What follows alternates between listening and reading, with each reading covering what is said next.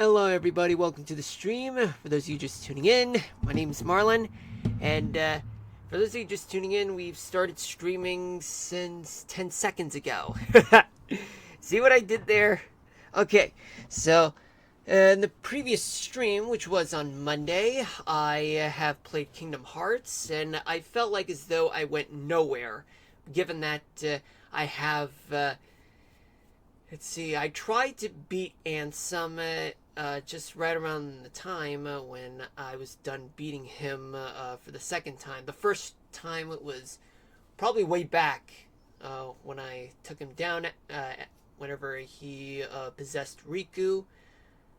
But after the second time, I took on his face. Well, it's that same heartless being that we beat during the first of the game, like literally when we just first started.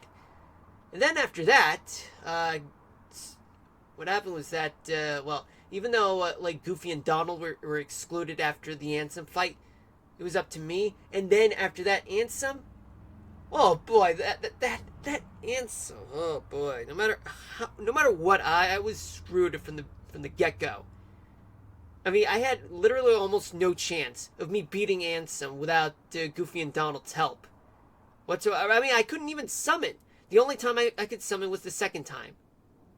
And I managed to use Tinkerbell, thank God. But then after that, Goofy and Donald were out of the picture. It was just only me as Sora. And then I took down a large, heartless being. Then after that, it was the final time with Ansem, but just right off the bat, I died a couple times, and then I ended the stream with me not being able to save, because once you're there, that's it. That's the final. That was your final chance. And the only time you'll be able to save is after you beat Ansem, but then that's it. That's the end of the game. I mean, we didn't really get to the end of the game though, because it was really hard. So that meant that it's possible that we might go up against Ansem, but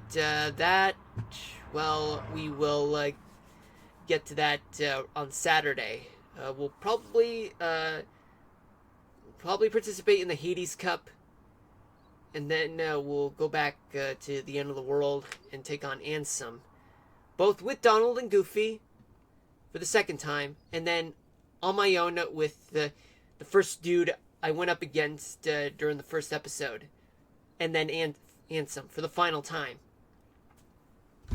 Alright, now before we can get into Minecraft, I want to pinpoint you guys on what's going on throughout the country. As of today, April 30th, 2025. So, what's going on right now? So, let's take a look at the active weather warnings. So far, there's only one tornado warning, and it's located in Illinois. 10 severe thunderstorm warnings are located in Texas, Louisiana, Arkansas, Indiana, Missouri, Tennessee, Kentucky. I think I said Arkansas, but whatever. 7 flash flood warnings in Texas. I think there's one in Puerto Rico. One in Arkansas. And special weather statements in Kentucky, North Carolina, Tennessee, South Dakota, and Louisiana.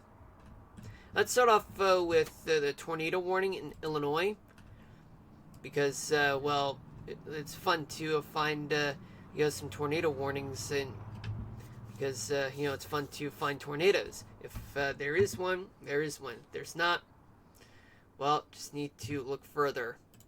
Now, let's turn on the single site radar, and this is where the National Weather Service office is located. Now, where's the tornado? Okay, so there's the National Weather Service office. And for what it looks like, that, okay, so this is where it's going, and this is where it's moving away, right here. But, however, we do have one going here, and then the other one going here, so that means that we do have circulation, and what do you know, there is a tornado after all. But let's see what does it look like on on the reflectivity radar. So far, there is bend, which means that it does look like this. So supercells present, located in New Baden, Illinois, just east of St. Louis. So anyone, oh yeah, and that includes Trenton, Illinois, and as well as Aveston, just anywhere east of Lebanon, Albers, Germantown is about to be in the path of a supercell thunderstorm, and as well as Damiensville, Illinois. For those of you who are in the area, please do exercise caution by just simply taking shelter in a basement or storm shelter, but if those are not available, just find in an interior room like a closet or anywhere that is not too spacious, like very snug, but as long as it's away from the windows or away from the outer walls of the house, because the exterior rooms, they are prone to getting hit by projectiles and debris from the tornado and its winds, and they can pierce through the house walls, which means that it'll be very unsafe for anyone to take shelter there. If you're outside, please do take shelter in a ditch, because that'll be the best place for you to hide from the tornado winds and projectiles and debris, most likely in any case. But taking shelter in a car or in an overpass is the dumbest idea you'd ever come up with, because, I mean, cars get blown away, and even, an overpass, under an overpass, the winds will accelerate, like, really fast. But, let's see, I see there are some changes, but there is an increasing number of severe thunderstorm warnings, and they're at the bottom, and they're located in North Carolina. Now let's take a look at the the correlation coefficient radar. But so far, I mean, there is a lot of rain right around here, but all this is probably debris. But I'd be happy to show you guys what's going on right now. So let me zoom out. And let's try the volumetric 3D model. Okay, so let me dissect this. Doing this part, right? I think it'll be much better if I just, oh, hold on, let me close this, right? Okay, so let me change the radar to, reflectivity. Okay, so now let me change this back to volumetric.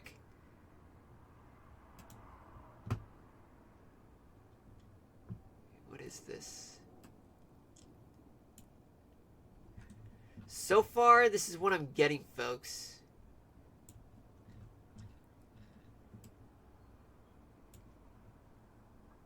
Yeah, this is what I'm seeing right now, folks, but I don't know what these colors are meant for, but all I know is that they shouldn't be there. This is supposed to be a reflectivity radar, not a whole different one, folks. All I can tell you this, folks, is that there is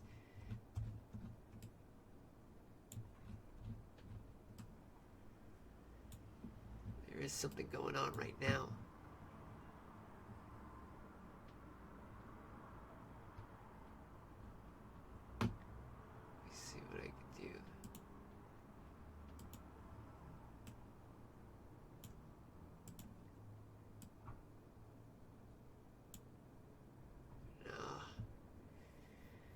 Okay, so let me try to close this one.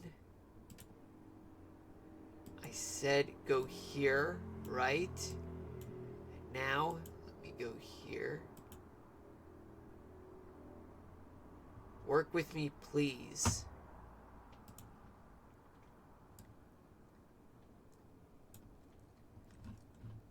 Okay, so this is what I'm seeing so far, folks. Okay, so this is what this is what a cumulonimbus cloud looks like from this view, folks. It's quite impressive.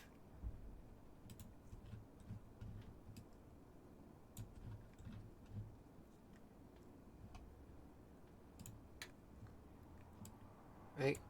I can't believe I have to repeat this because the camera view is just so terrible. But regardless, you know what I mean, folks, because this is one thing that we're seeing right now is that we have a supercell thunderstorm that's located just east of the St. Louis area, across state lines, across the Mississippi into Illinois, and now it's about to move east. What I would say probably northeast. Okay, now let me see what's going on. Okay, so there are more severe thunderstorm warnings, and they are in Arkansas and Texas. Okay, so we got a lot of activity going on. Okay, and it's currently 6:11 p.m., so I'm going to try to make this quick. So far in the Northeast, things are quiet, but humidity is at 21% in the New York City area, so that is going to be a major problem for those of you who are worried about wildfires. I mean, we had one in New Jersey, which was last week, so might as well just put those put those lighters away and don't even think about starting a barbecue without thinking this through. I mean, otherwise we're gonna pay the price because weather like this is too dry, and it could be that could be something that could constitute pollen because the pollen count is high. In fact, I know people who are suffering from allergies from all this. In fact, I was sick, and I would have streamed if I could, but the thing is that I wasn't feeling well. But right now, I'm a little better. It's just that it's just that I'm still feeling the runny nose and stuffy nose. Anyway, let's get back to the weather. So we do have some special weather statements and one severe thunderstorm warning. One in Greensboro, the special weather statement, and there is one severe thunderstorm warning in Dobson, North Carolina, along with two other special weather statements. But they're mostly damaging winds and hail and even some strong thunderstorms. Oh, but there's also another severe thunderstorm warning just east of town in Johnson City, Tennessee, but it's within the state border of Tennessee. South of San Antonio, there is a severe thunderstorm warning. There are also a chain of severe thunderstorm warnings that stretch from a place just right between Fairfield and Palestine, Texas, all the way to Clinton, Arkansas. They're swinging through Tyler, through Shreveport, through El Dorado, then to Hot Springs, Little Rock, and right behind it is a bunch of flash flood warnings that stretch from West Texas, the town of West in Texas, all the way to Russellville, Arkansas. So that's just right behind the severe thunderstorm warning, and we do have a stationary front that's positioned there, just between Texarkana and Dallas, Fort Worth Metroplex. There's also a dry line that's going through West Texas and into Mexico. In fact, also there are a bunch of special weather statements in South Dakota and Nebraska. A lot of precipitation, all scattered throughout, all isolated throughout the Midwest, and even some in the form of precipitation, like Wisconsin, just north of Milwaukee. They have some wintry precipitation, and also some scattered showers throughout the Rockies. But some areas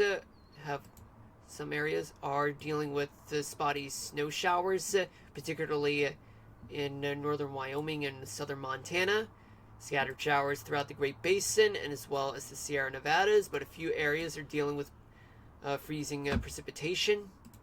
Elsewhere, nothing much to talk about in the Pacific Northwest, and as well as much of the Southwest in the desert, and much of Arizona, and as well as much of New Mexico, and especially along the California coast. There isn't much to talk about.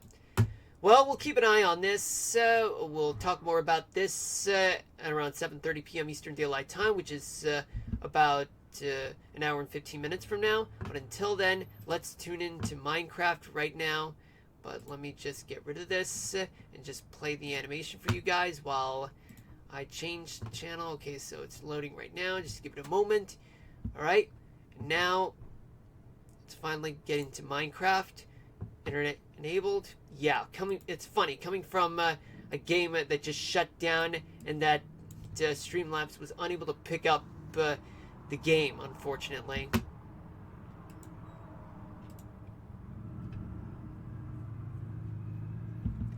Okay, so in the previous episode, we were dealing with some really rainy weather at the end of the stream, but here we are, and we're quite done with that part, but now we gotta stretch the highway all the way to here.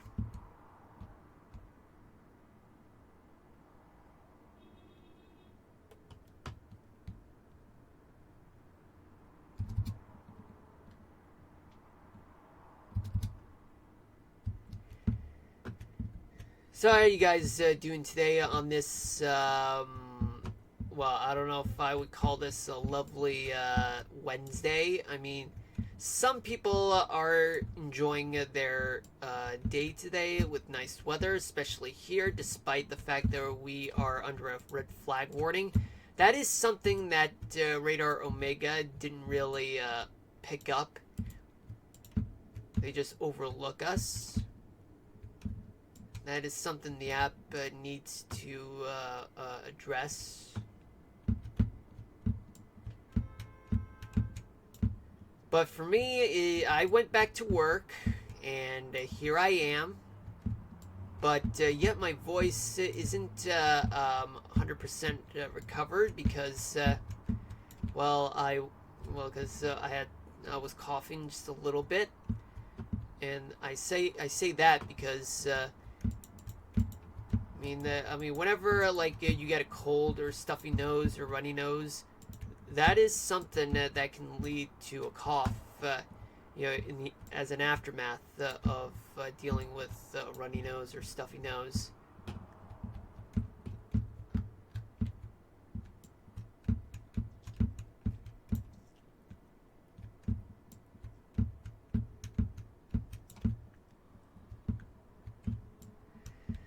Okay, so what are we going to do now? Well, we are going to connect this part of the highway to over here. I mean, it's not going to be much, though, but it will be quite tedious, to be honest with you guys, because this is part of creating...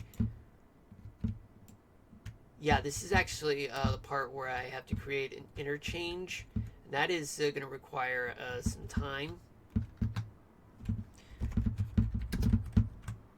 Yeah, like I said, in Kingdom Hearts, I might consider participating in the Hades Cup, because fuck Hades, right?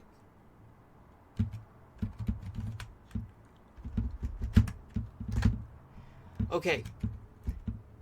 Right now...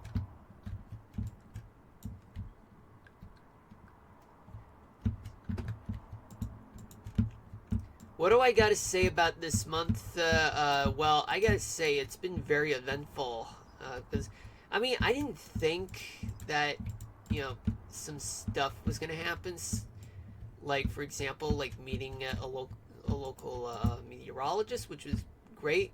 Yeah, I got to learn about how I can improve myself on things like demo reels, especially being confident right in front of the camera, and as well as being a better meteorologist.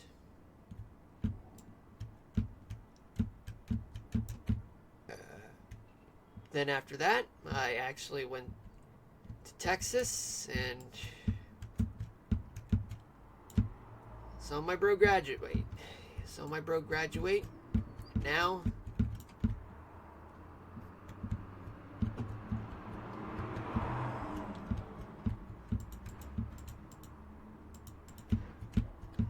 he's in tech training.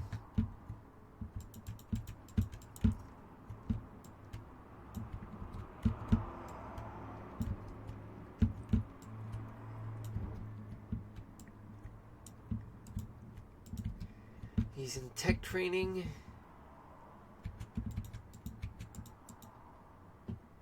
But of course, I'm not going to go further into detail. I mean, anyone who's a closer friend of mine know. But if they really don't know yet, I can tell them that you know on the DMs. But you know what? Oh yeah, that's right. I forgot. It's nothing too personal. Yeah, just fix an aircraft. I mean, and that's all I can say because I mean I don't know much what's going on, to be honest.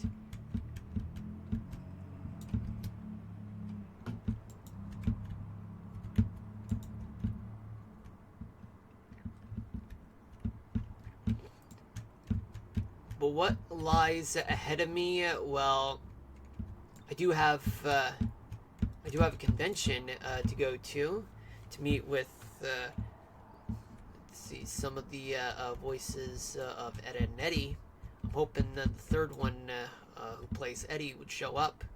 I mean, I'm well aware that he doesn't do voice acting anymore, but I still want him to be there. I mean, he got to Denver for NostalgiaCon last weekend, and boy, I really wanted to go there, but unfortunately, well,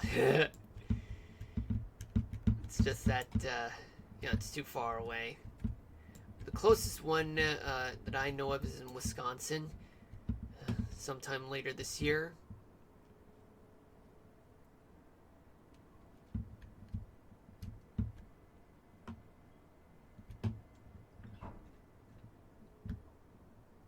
But I had a really good time, you know.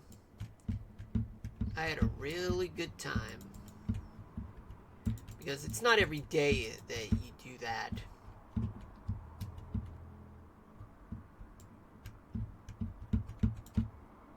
I had a good time, during the course of this month, because, you gotta live life, to the fullest and make the most out of things.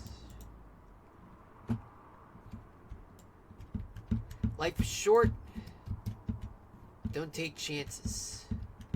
Because, you never know, like, if this is the only chance you got. And I went for it. And I'm glad I did. So now, what's in store for me is that I gotta do demo reels. I gotta start improving on myself. But I really gotta meet up with friends of mine because I haven't really seen them in a long time. That's the reason why I feel a little down. You may probably hear me talk less confident, and stuff. That's only because I was so alone the whole time. I was so alone for a few years, and I feel like I am due for a hangout, for a reunion. I gotta make that happen now. There is no way I can afford to miss out anymore.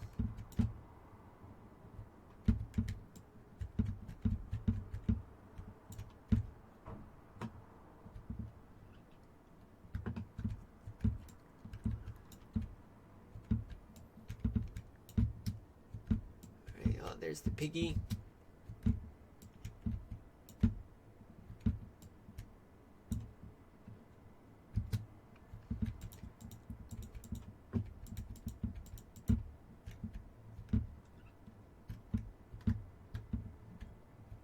I think I can hear background music. Can you hold on a moment?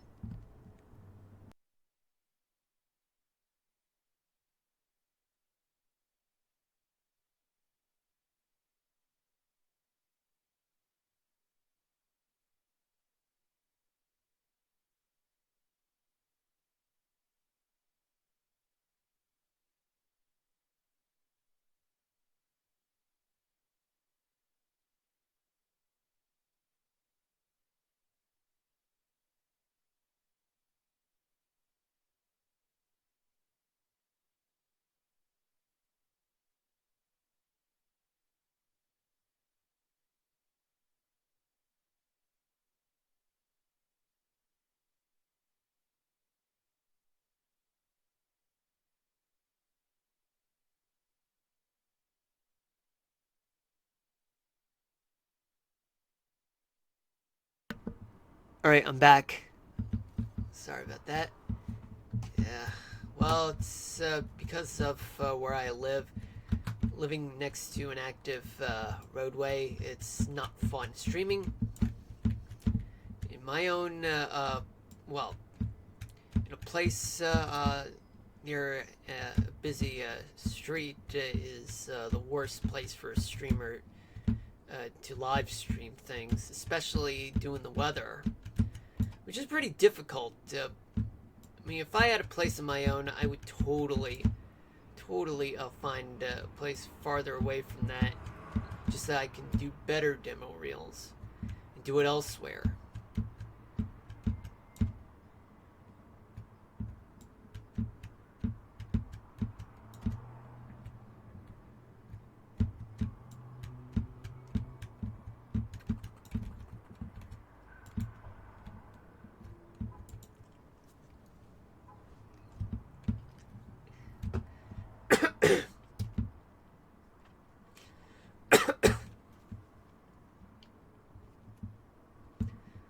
Oh boy.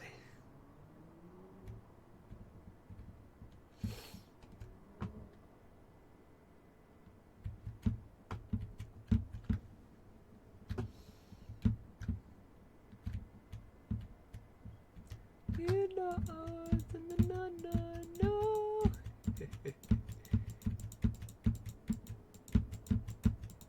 Yeah, I got that from the Practical Jokers, the movie.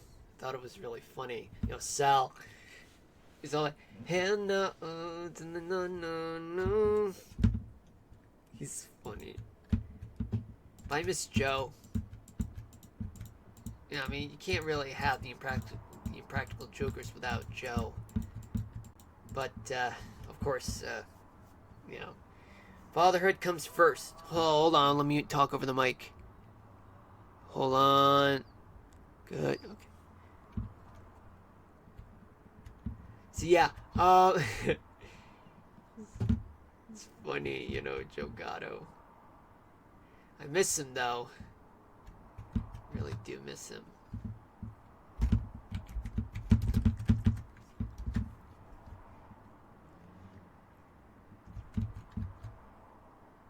I thought I felt an earthquake, but turns out it was just an overreaction by me.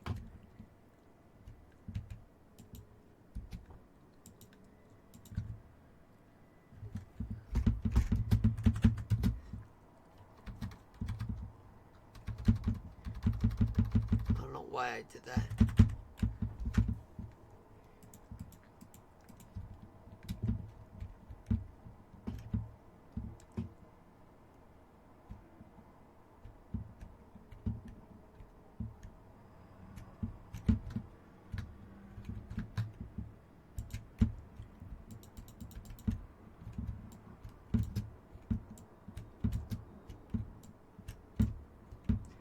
Well, folks, let's see. It's 72 degrees with clear skies.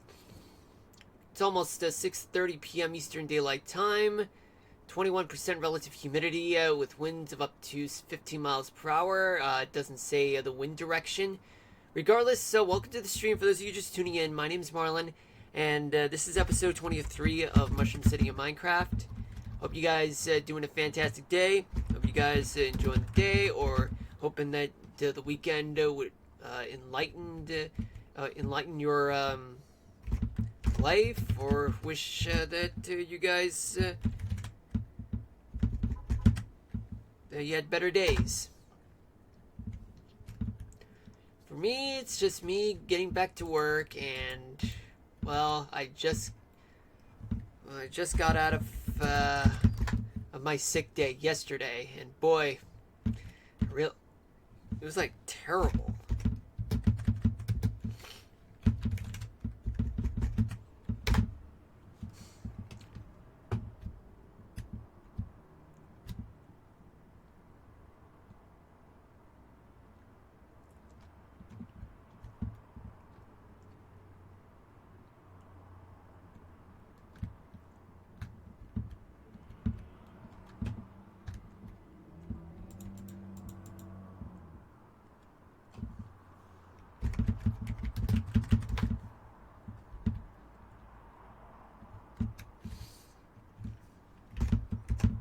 Now, if you guys got any questions for me about like what's Mushroom City in Minecraft, and if this is based on Super Mario, well, I'm all ears. Hold on, I'm thinking. Yeah, I may be getting a copyrighted music in the background. Hold on. Hold on. Yeah, I'm gonna mute the mic for a little bit. Please hold on a moment.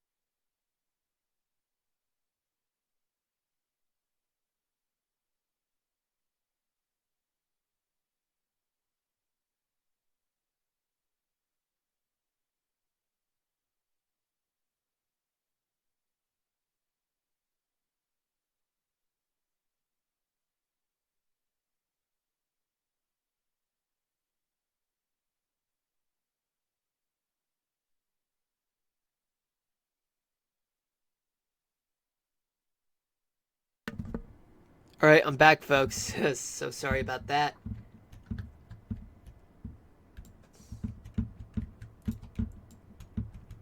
What are the things I'm looking forward to in the new month known as May 2025? Well, nothing much out of the ordinary, to be honest with you, folks. I don't expect anything as exciting as me meeting a local meteorologist or going through a reunion with my bro, or, or even any family member that I'm excited to meet in a long time.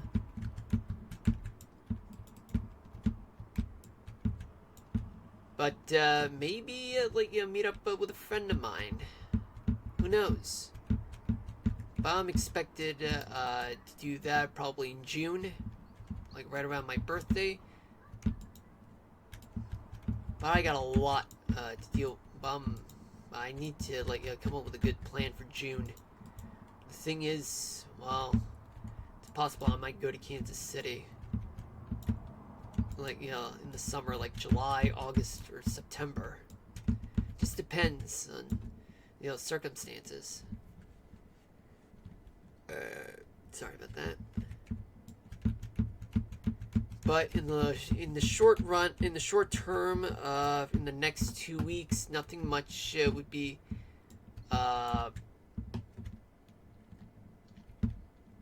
Nothing much is to be expected.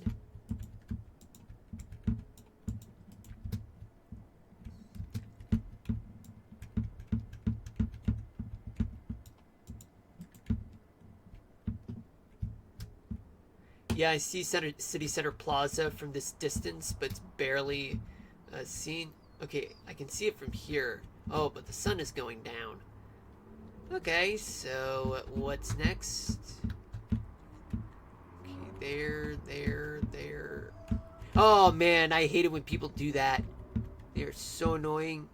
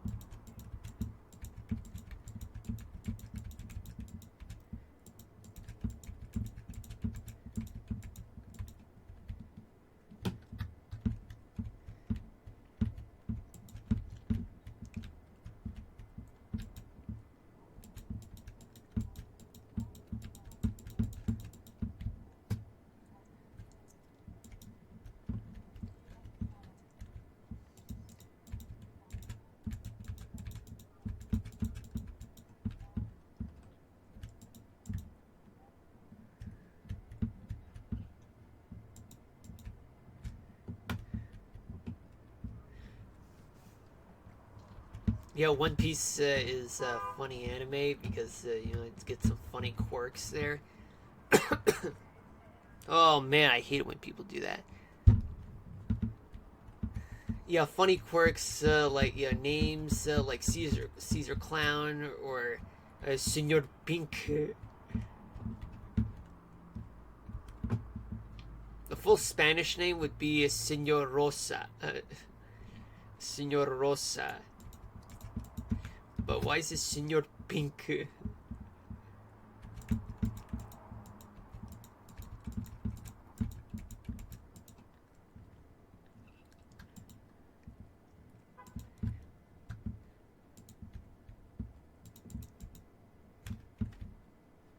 Senor Pink. What kind of a name is Senor Pink? I mean, the Japanese came up with that name, not the Spanish speakers. It was the Japanese.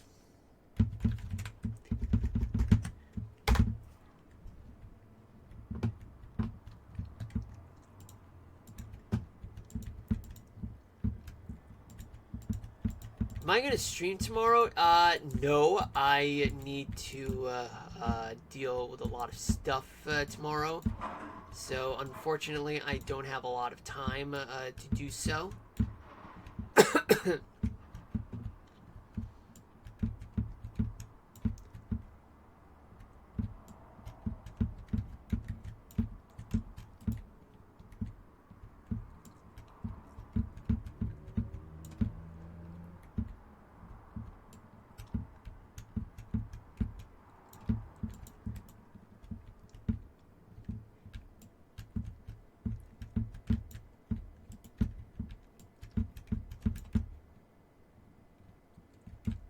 Yeah, this is gonna take forever.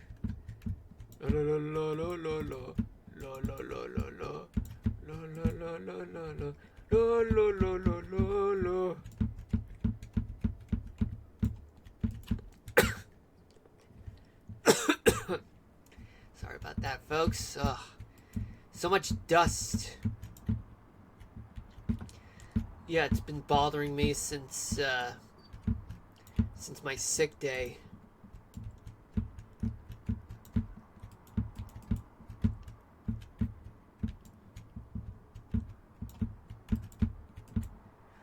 Oh yeah, you know Senor Pink, for those of you who watch One Piece, or rather, for those of you who are total noobs at One Piece, but have caught up with the anime, you're well aware that those who eat the swim fruit can swim across solid objects, but the only material that they cannot swim through is actual seawater or water itself, because well, devil fruit eaters don't have the ability to swim, in water.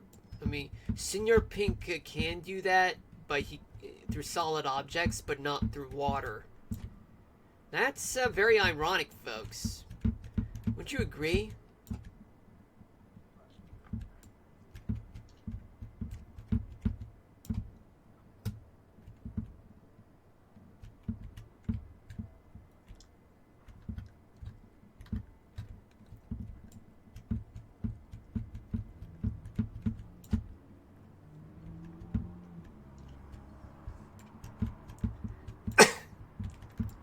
Oh yeah, and I remember. Yeah, I had a like a random memory of me watching The Walking Dead, and it was about this character named Negan. He's the guy with a bat with barbed wire at the tip of his bat and covered in blood, and he named it Lucille. I've only gotten as far as season 8 of the show, but haven't really gotten anywhere ahead of that, unfortunately. Let's just say that, let's just say I lost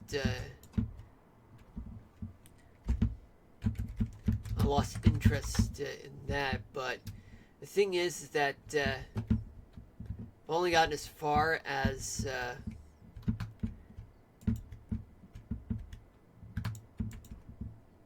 Carl, him being killed.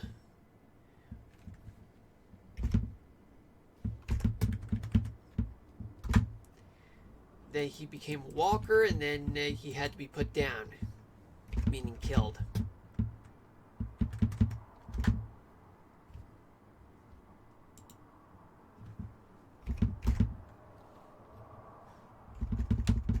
Not really the best outcome, but it was just a way just to save the rest.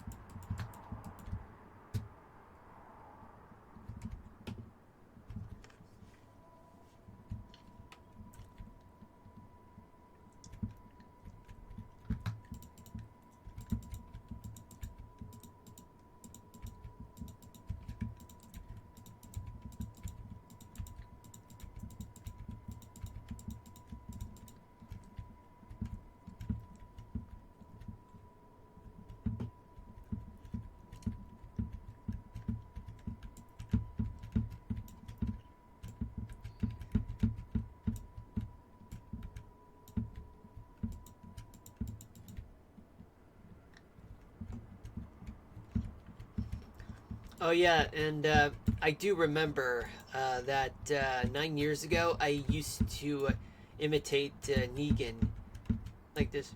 It taken like a champ. Oh, that boy yours know how to make a mean bowl of spaghetti. Or like, no exceptions. His last words were "suck my nuts." Oh man, Rick, I want to know who made this book. I thought that part was really funny. Especially the part... Duck, she's a vampire. She's thirsty. Lucille, she's thirsty. She's a vampire bat. He took it like a champ. But the really funny part was when Father Gabriel was surrounded by walkers, trapped in a mobile home. But he realized that he wasn't alone. Hope you got your shooting pants on. Wait, shooting pants. I hope you wear them right now. Because you are about to shoot your pants. Hold on. Never mind.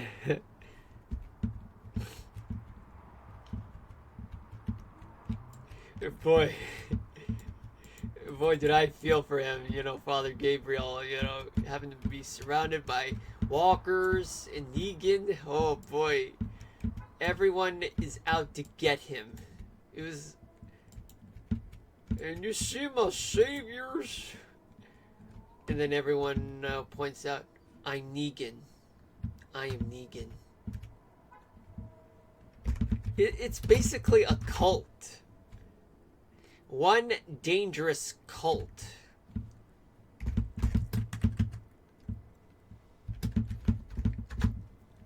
It was terrifying, yet also, I was totally outraged when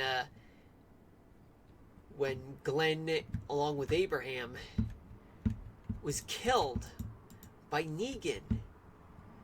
I'm like, oh no, don't do this to Glenn. What did he do? The worst part was that Glenn was killed right in front of his pregnant wife.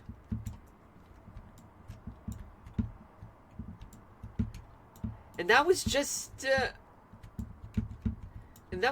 after, like, his wife saw, like, the assassination of her father. He was sliced and beheaded.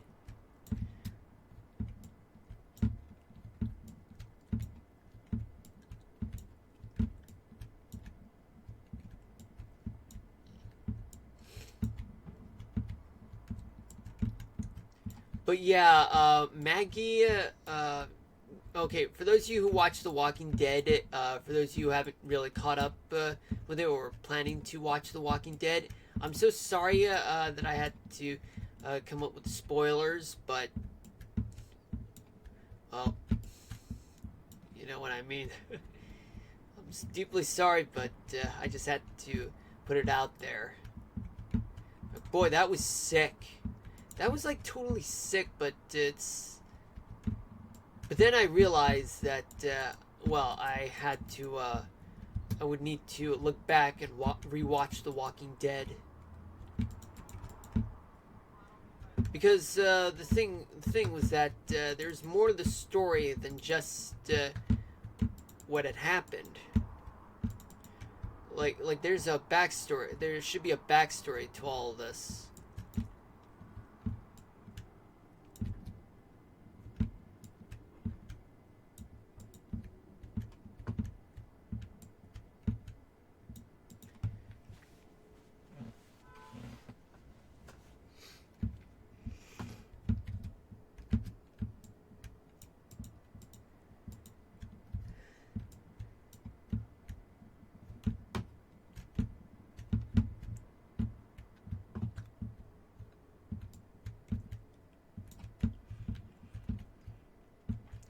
There was one thing other than Negan that I find it really funny was I don't know if you guys remember Dale, but he made what we call the Dale face.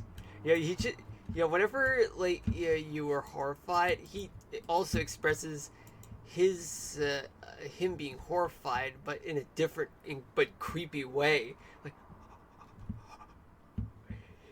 he just makes the face of him being horrified, and he just breathes out loud. It's such a weird expression. It's such a weird expression. The Dale face. No, I guess maybe that's the reason why Dale had to be killed off. Because he was too creepy, too cringy.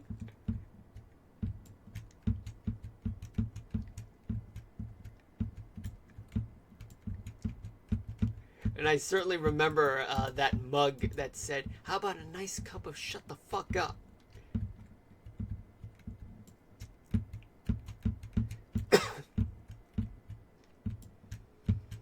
Oh yeah, and I remember I used to have, a close buddy of mine who admired Daryl Dixon, because, he's badass, he's got a motorcycle, he's got a cross and bow.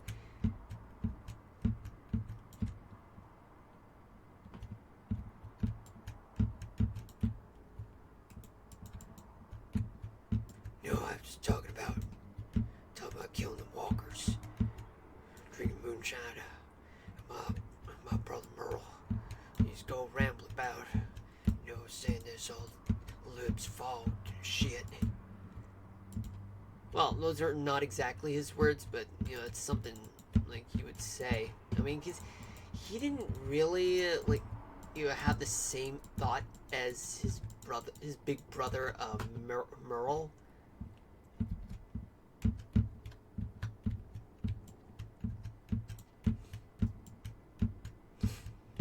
Yeah, but there was one thing I clearly remembered from The Walking Dead.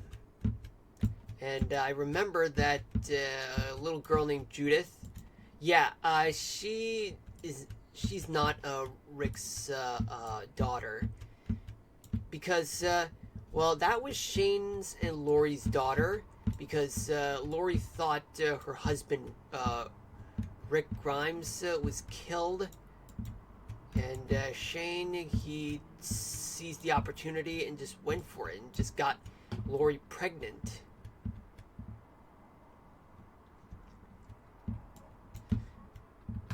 And then later on, well, Rick was, well, not really too pleased about it, of course.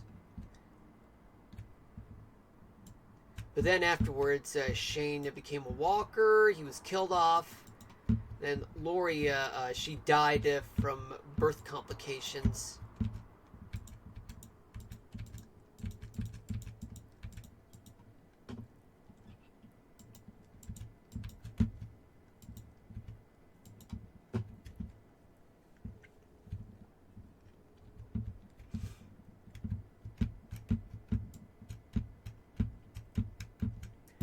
So who raised Judith? Well, it was Carl and even Rick. Then later on, Carl gets killed. And after that, it was up to Rick, but later he would marry Michonne.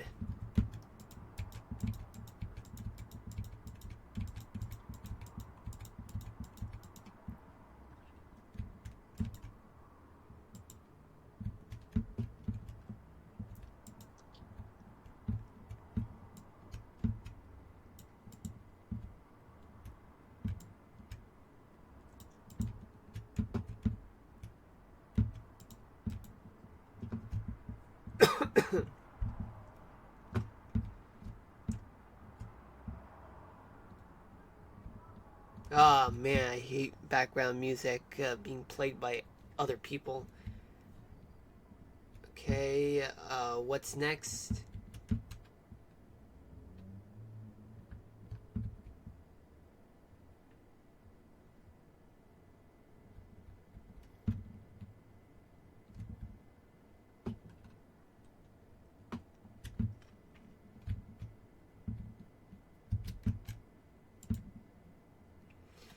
I miss Glenn. Glenn was a good guy, you know? Yeah, he felt deeply in love with Maggie.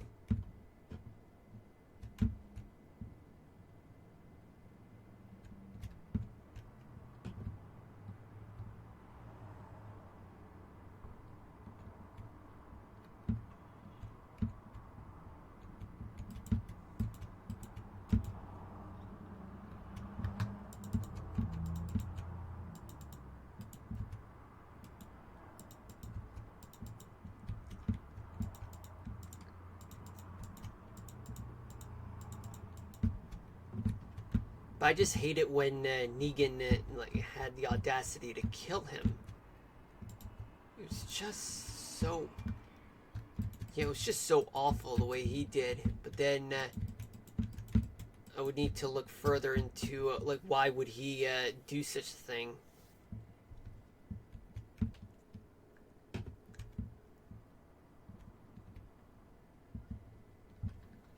Damn it, why you gotta kill Glenn?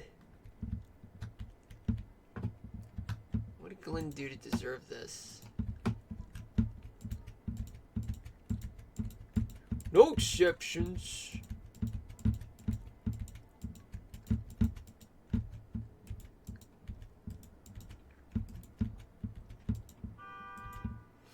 I certainly remember the governor. He was just almost as bad as Negan.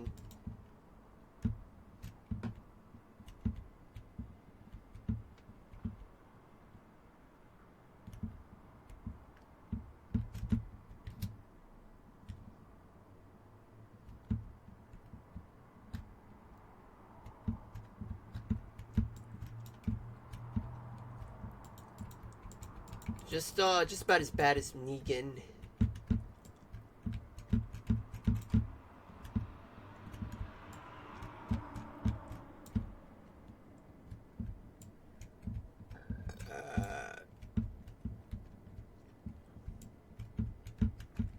We still have a tornado warning, just so you know, folks. It's still lingering throughout eastern St. Louis. But I would have to double check on that as soon as 7:30 arrives. We're only going to be streaming until 8 p.m. Eastern Daylight Time. Well, of course, I would ask that you guys stick around for the weather topic of the day. Okay, so this is 2, this is 3, this is 4.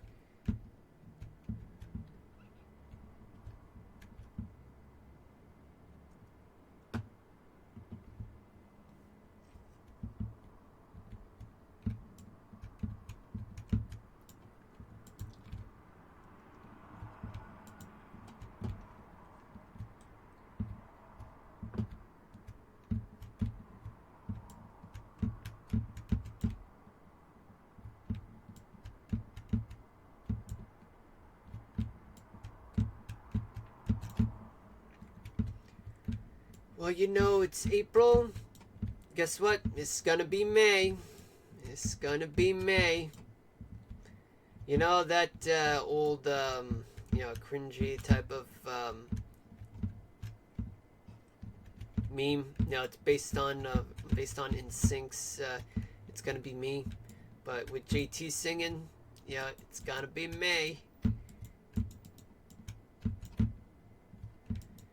And it was 25 years ago that the song came out.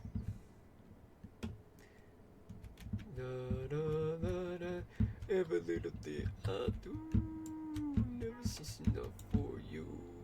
Well, that I'm not trying to sing, folks. I mean, I could sing if I want, but let's just say copyright infringement would be an issue. Every little thing I do, never cease enough for you. You don't wanna lose it all, yeah. I'm not like that. Maybe when you finally get to know somebody, guess what? It's gonna be May.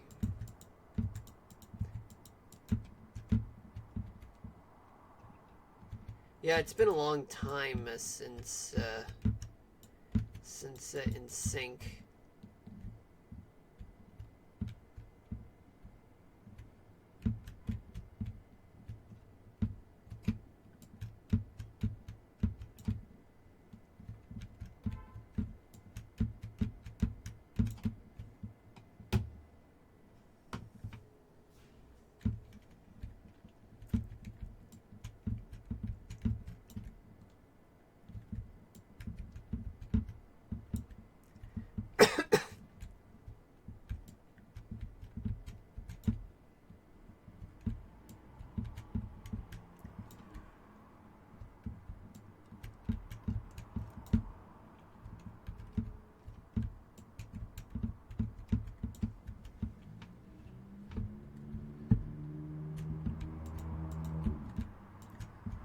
It's gonna be May.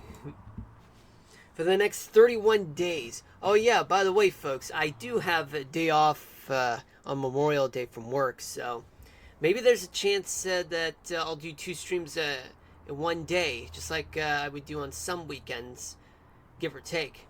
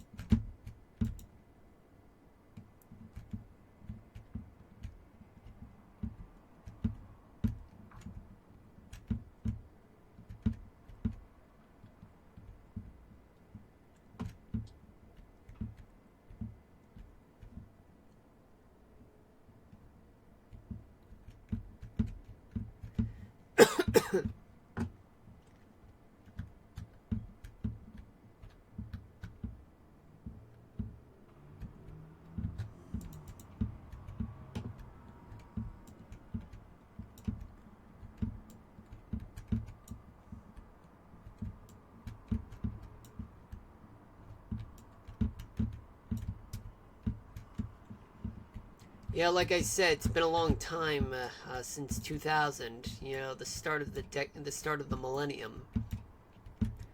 And right now we're about a quarter of the way through the 21st century. Come to think of it, folks, the time really has flown. You know, because at the time I turned 6.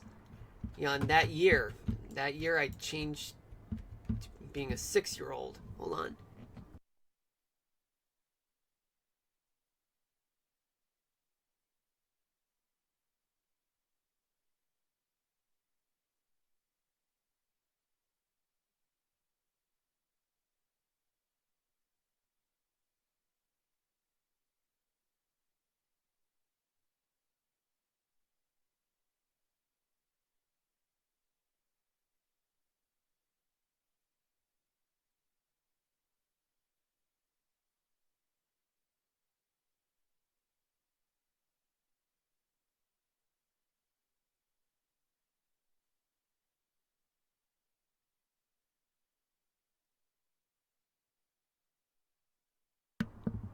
All right, I'm back.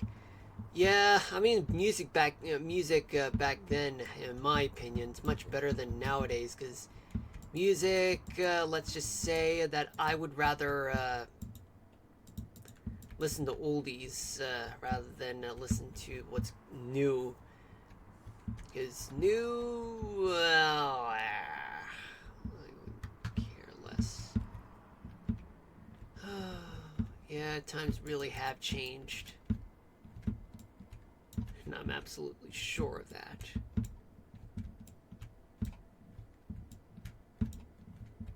It is 7:02 p.m. Eastern Daylight Time. Welcome to the stream. For those of you just tuning in, my name is Marlon.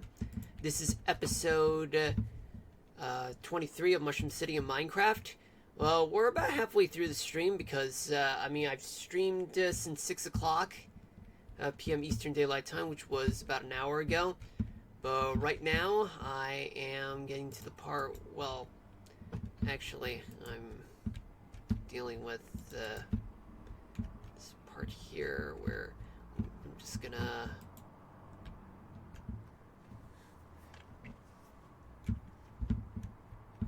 You know what? Okay, yeah, where I'm creating more overpasses.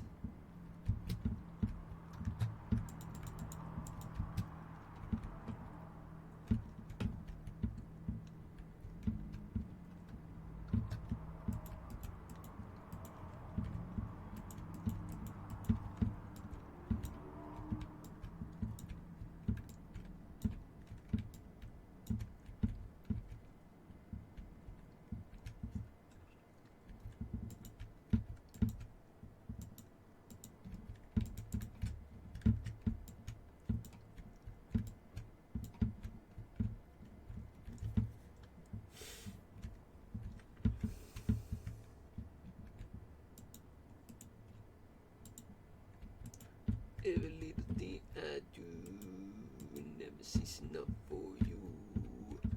You don't wanna lose it again. But I'm not like that, baby. When you finally get to know somebody, guess what? It's gonna be me. You know it's gonna be me.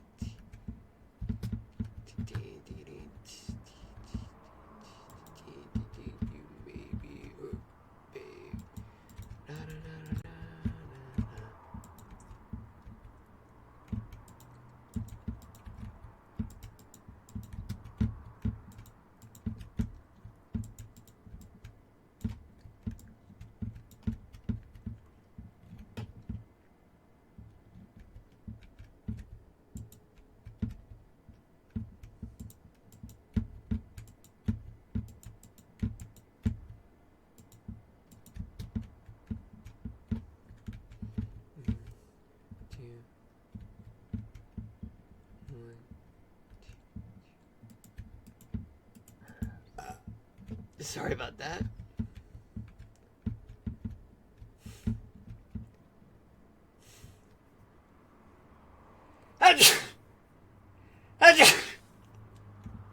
Sorry about that, folks.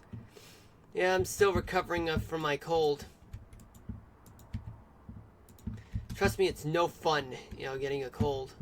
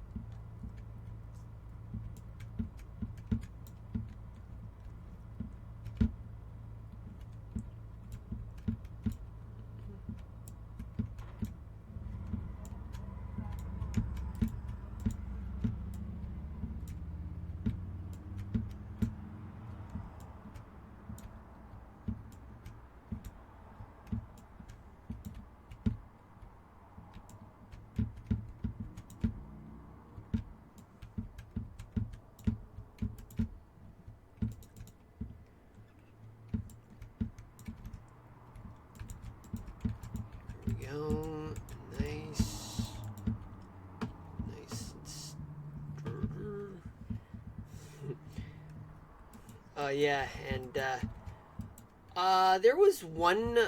I found out that in the final portion of the Ansem fight, that Ansem would say something like "Submit, submit."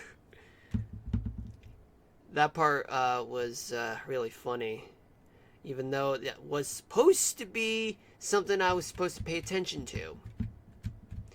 Boy, did I get so careless about that. I got way too careless.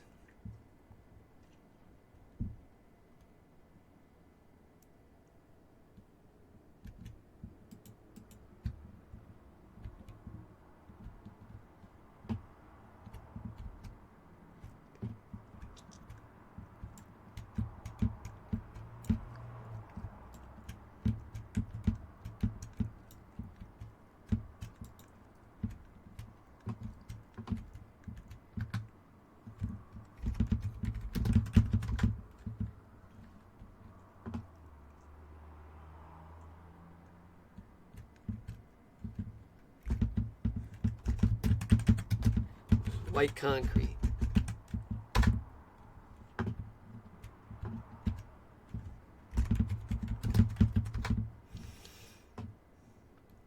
Submit.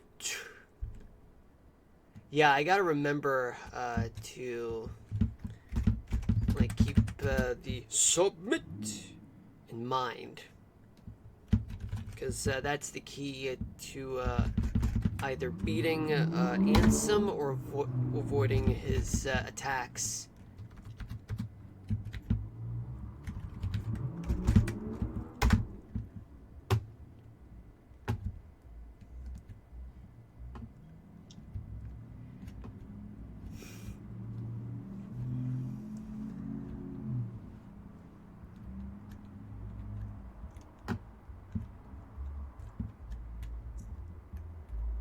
Yeah, okay.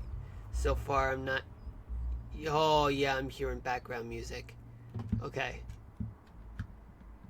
Yeah, I mean, of course, I'm hearing it, but the lyrics are not really there. It's just someone like putting up loud music inside the car with their windows closed.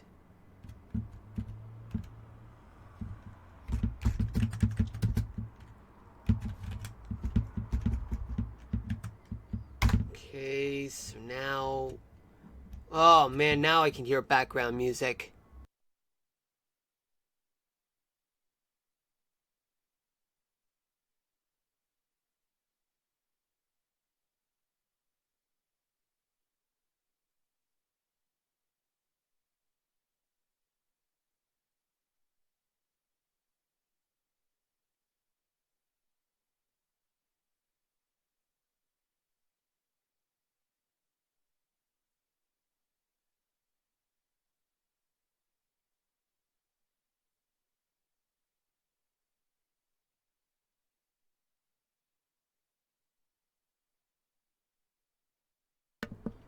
Alright, I'm back. Okay, let me see. There was also another thing that one random moment I remembered, and that was me. Uh, Hold on. Yeah, I think I'm about to sneeze soon.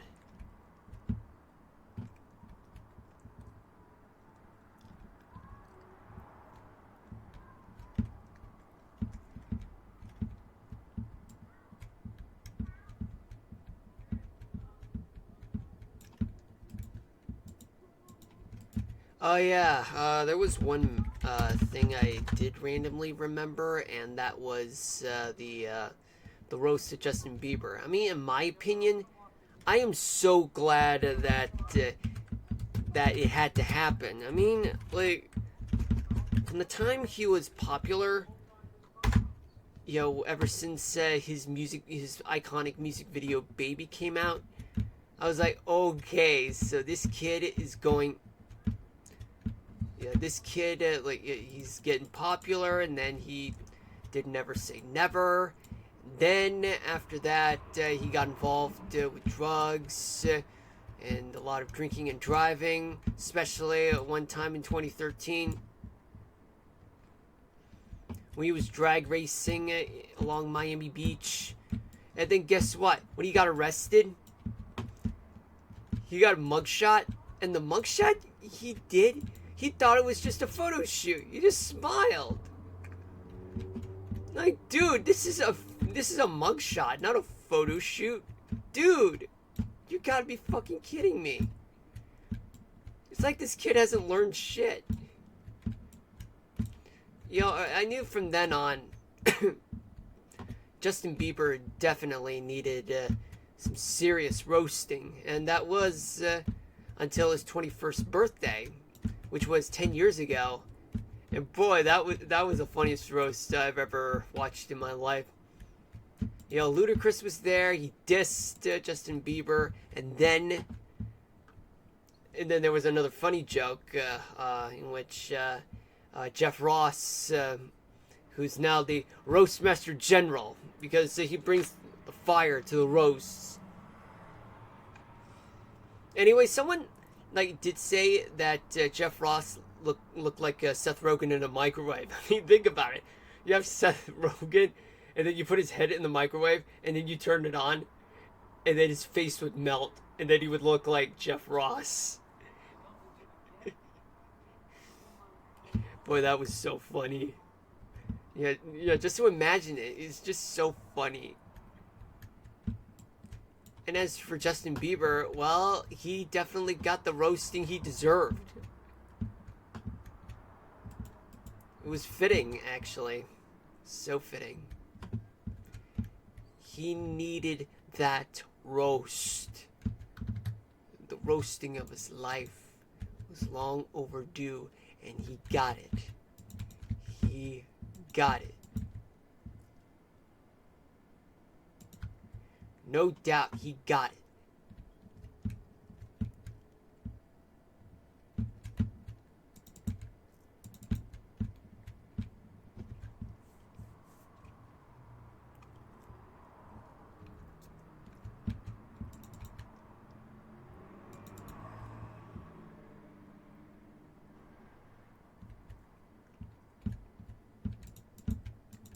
Well-deserved roasting of his life. He needed that. Because that's what he gets for being a total douche. Can't be a douchebag and a celebrity at the same time.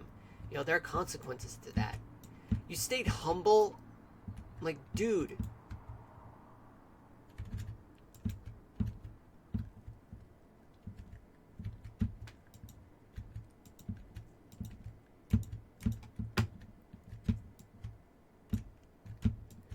Dude, you're supposed to be a humble guy, but then you ended up letting your weakness take over you.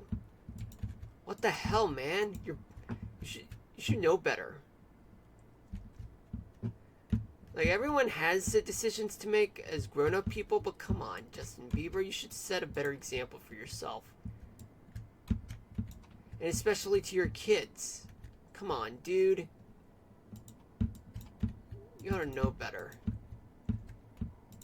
I mean, or do you want to go for another round of roasting? Next time, it'll be very, very merciless, and there's absolutely nothing that'll hold us back. Just get your act together. Got that? Or you'll be having a repeat, or worse. You're gonna end up having the worst kind of roasting going forward, and the Roastmaster General will not be able to spare anything. He'll go all out, and it'll be as close as getting personal for the roasting of Justin Bieber's life on his 42nd birthday in 2046. Hold on, let me mute the mic, folks.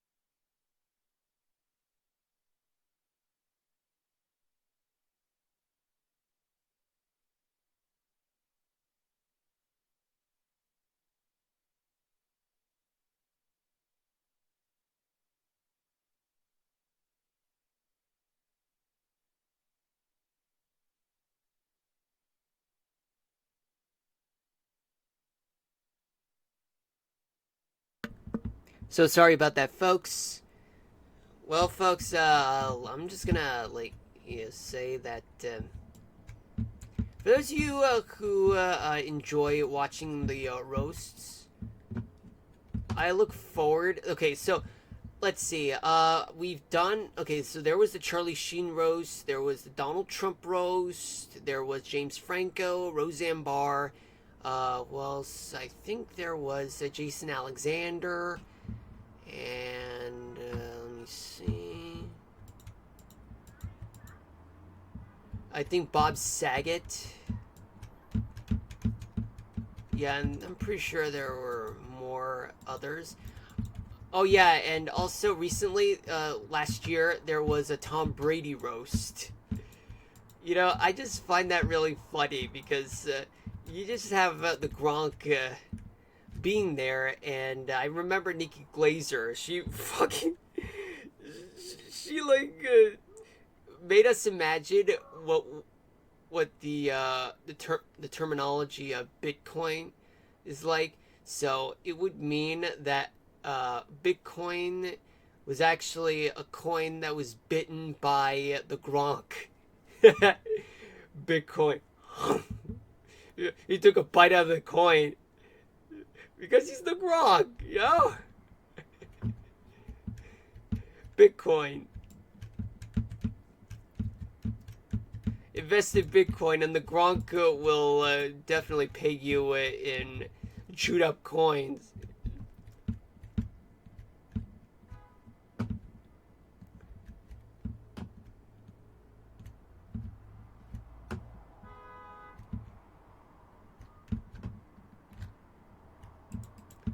Yeah, this should not be there. I mean, I've come to a realization that it's supposed to be on the other way, the other place. Okay. What's next?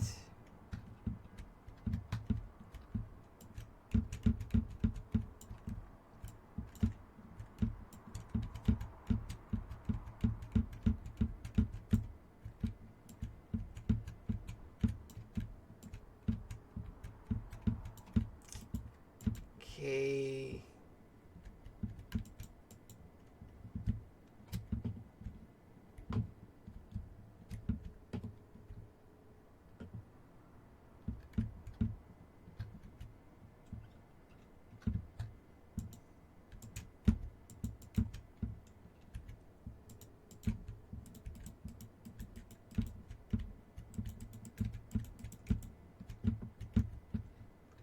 But the next person I predict who will get roasted would be Elon Musk.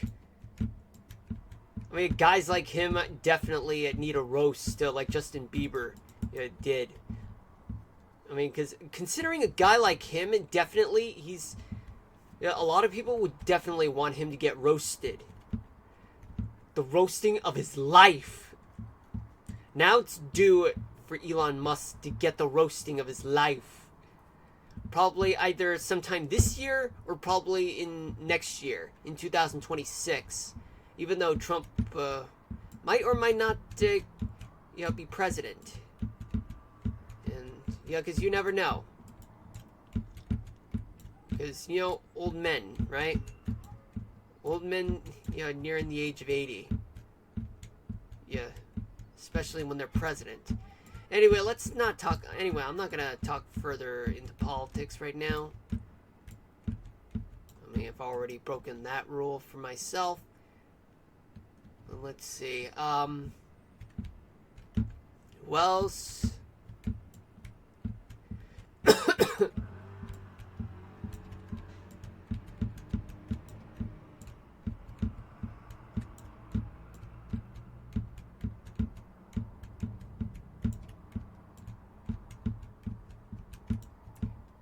I guess maybe Ed Sheeran, or Travis Kelce, or Patrick Mahomes, or even, I don't think Taylor Swift's cut out to get roasted. I mean, she's got plenty of self-respect.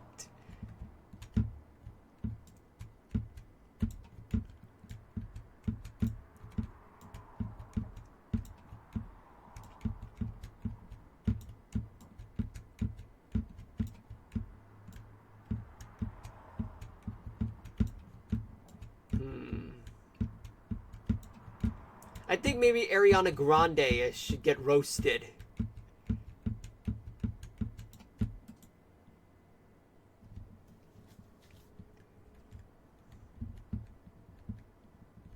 Or Tom Holland might get roasted. You know, because given that he's been in Spider-Man films, stealing from Andrew Garfield and Tobey Maguire. Oh boy, he's definitely, he might get roasted. And you can't really have a roast without Roastmaster General Jeff Ross. The guy always brings fire to the roasts. Otherwise, it wouldn't be a roast.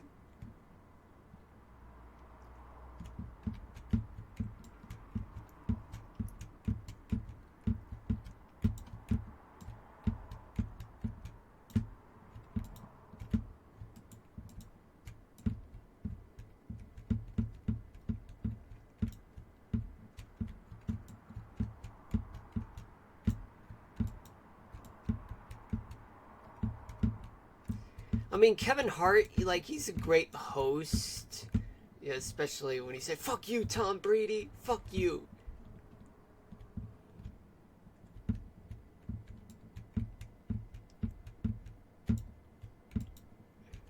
And then Tom Brady, of course, did the same thing to Kevin Hart. Yeah, at the end of the roast. Of course, Bill Belichick was there. And even surprisingly, Kim Kardashian. And all it took was, her divorcing Kanye West.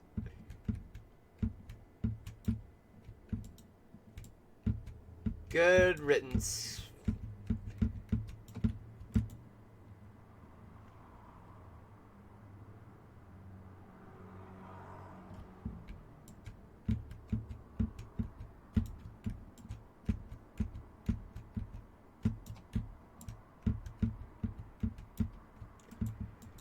Okay, so other than roasts, what else am I looking forward to? Well, of course, there is a Gold Cup coming, but there's also the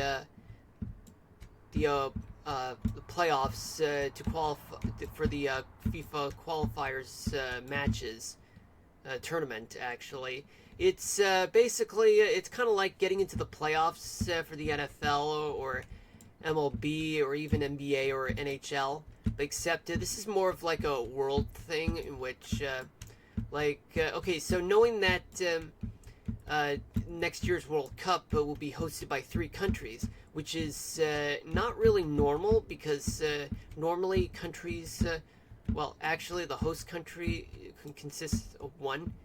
Normally, there's only one host country who would host the World Cup. But however, the United States, Mexico, and Canada, all 3 of them will host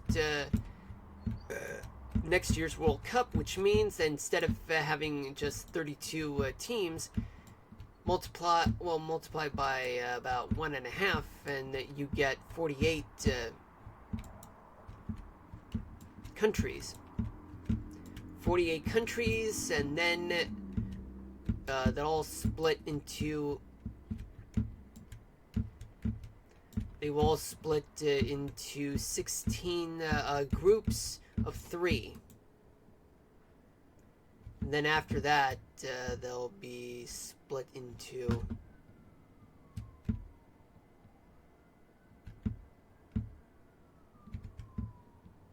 what?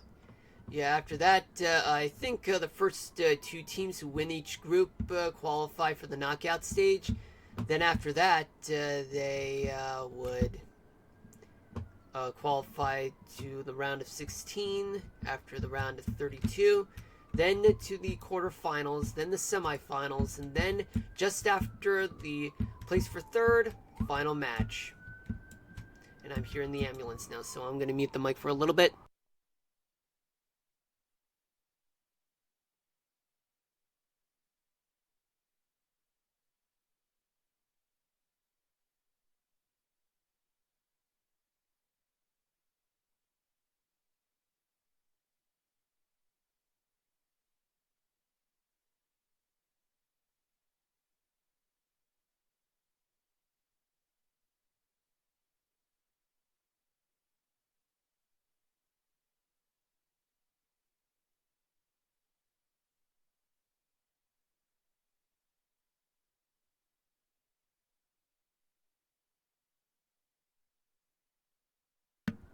Alright, I'm back, folks.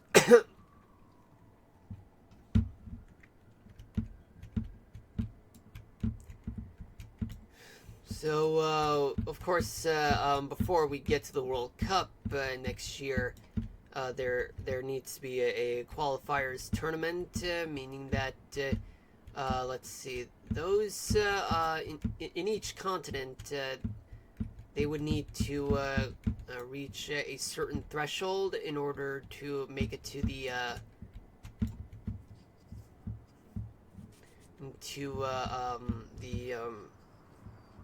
oh, well, they would need to qualify for the World Cup to be the top 48 countries, but for each continent, they need to be at the top of whatever there is in order to qualify. But sometimes there is an intercontinental playoff, so the one who wins qualifies for the World Cup. Well, of course, this is not like any other, folks, just so you know. Not like any other. But it is certain that New York will be home for the final match of the World Cup. Located in MetLife Stadium in East Rutherford, New Jersey. So this is going to be something.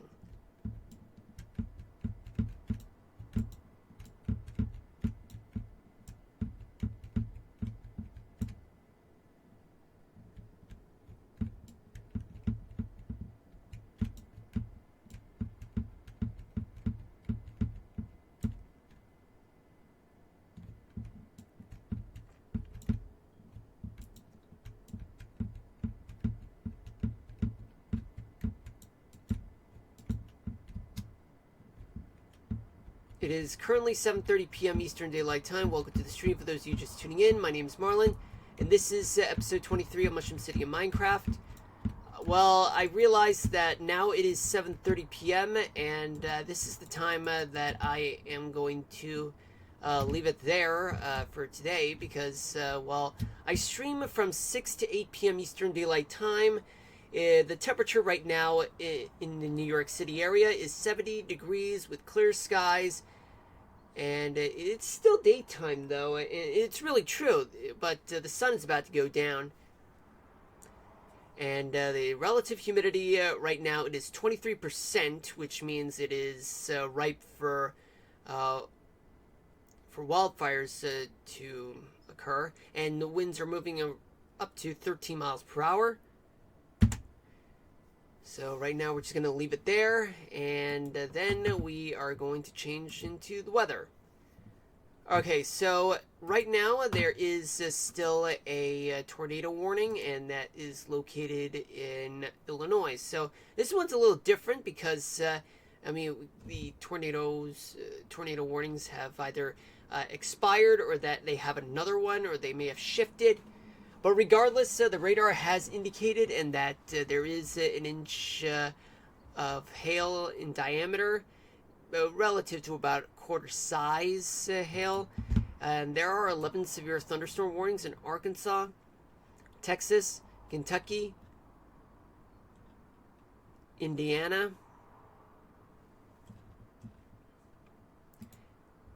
13 flash flood warnings. Oh boy. Arkansas, Texas, Tennessee, North Carolina, and finally we have 4 special weather statements in Tennessee, Texas, Kansas, and Nebraska. Let's go over the tornado warning, and it's located in Illinois. So here we are. Okay, so we did have a tornado warning, which was located near Lebanon, right here, but that has expired. So now the tornadoes move east-northeast of the area, and it's located in Vandalia, Illinois, just northeast of St. Louis, and it's approaching Effingham, and it's about halfway between St. Louis and Terre Haute, Indiana. So this is going to be a really, really interesting tornado event. So let me just move the radar to here. Okay, so we do have some storms. Okay, so these are the winds that move in that direction right here. right here, right here, right here, and here. But this one moves here, but this one moves there. So that means tornadoes right around here. Now let me zoom in to show you what I mean. Okay, so one's going there, one's going there. So we have a tornado that's occurring right between Tamalco and Vernon, Illinois, and just a little bit south of Vandalia. Where regardless, the winds will be felt by towns surrounding the tornado.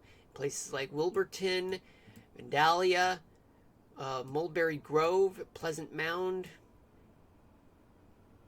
But the biggest target, the towns that are in the way, was Tamalco, but it's going to be on its way towards Vernon and Vandalia and Wilburton. So everyone in those areas, please do take shelter. It's best to be safe than sorry. Just head over to the basement or storm shelter. But if those are not available, head over to an interior room like a closet, but nowhere near an exterior room, because those places are ground zero for projectiles and debris that could pierce through walls of the outside of your home. And windows, oh boy, windows, they'll break because of the winds. And the debris will definitely be of no help at all. But if you're outside, always head over to a ditch. It'll protect you from the tornado winds and the projectiles and debris. That's your best bet. Elsewhere, well, we don't have more tornado warnings, but taking a shelter under an overpass is definitely the worst idea ever, because under an overpass, the winds will accelerate because it gets squeezed and it moves very quickly. You get blown away. And staying in your car is, though, definitely and obviously no-brainer. Never take shelter in a car, because a tornado can blow a car away, like, really easily. And let's see the reflectivity radars. So we got hook echo right here. Probably move on through there. And let's see the correlation coefficient radar. And well, oh, okay, so we have some debris right here.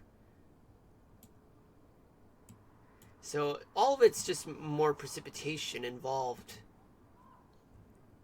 Sorry about that, folks. I still have still got something on my nose, from me being sick. Now let's take a look in the Northeast. Mostly peaceful and quiet. The South, well, there is activity in the Carolinas and a little bit in Virginia, but most of the action's just west of Greensboro, and especially just east of Knoxville.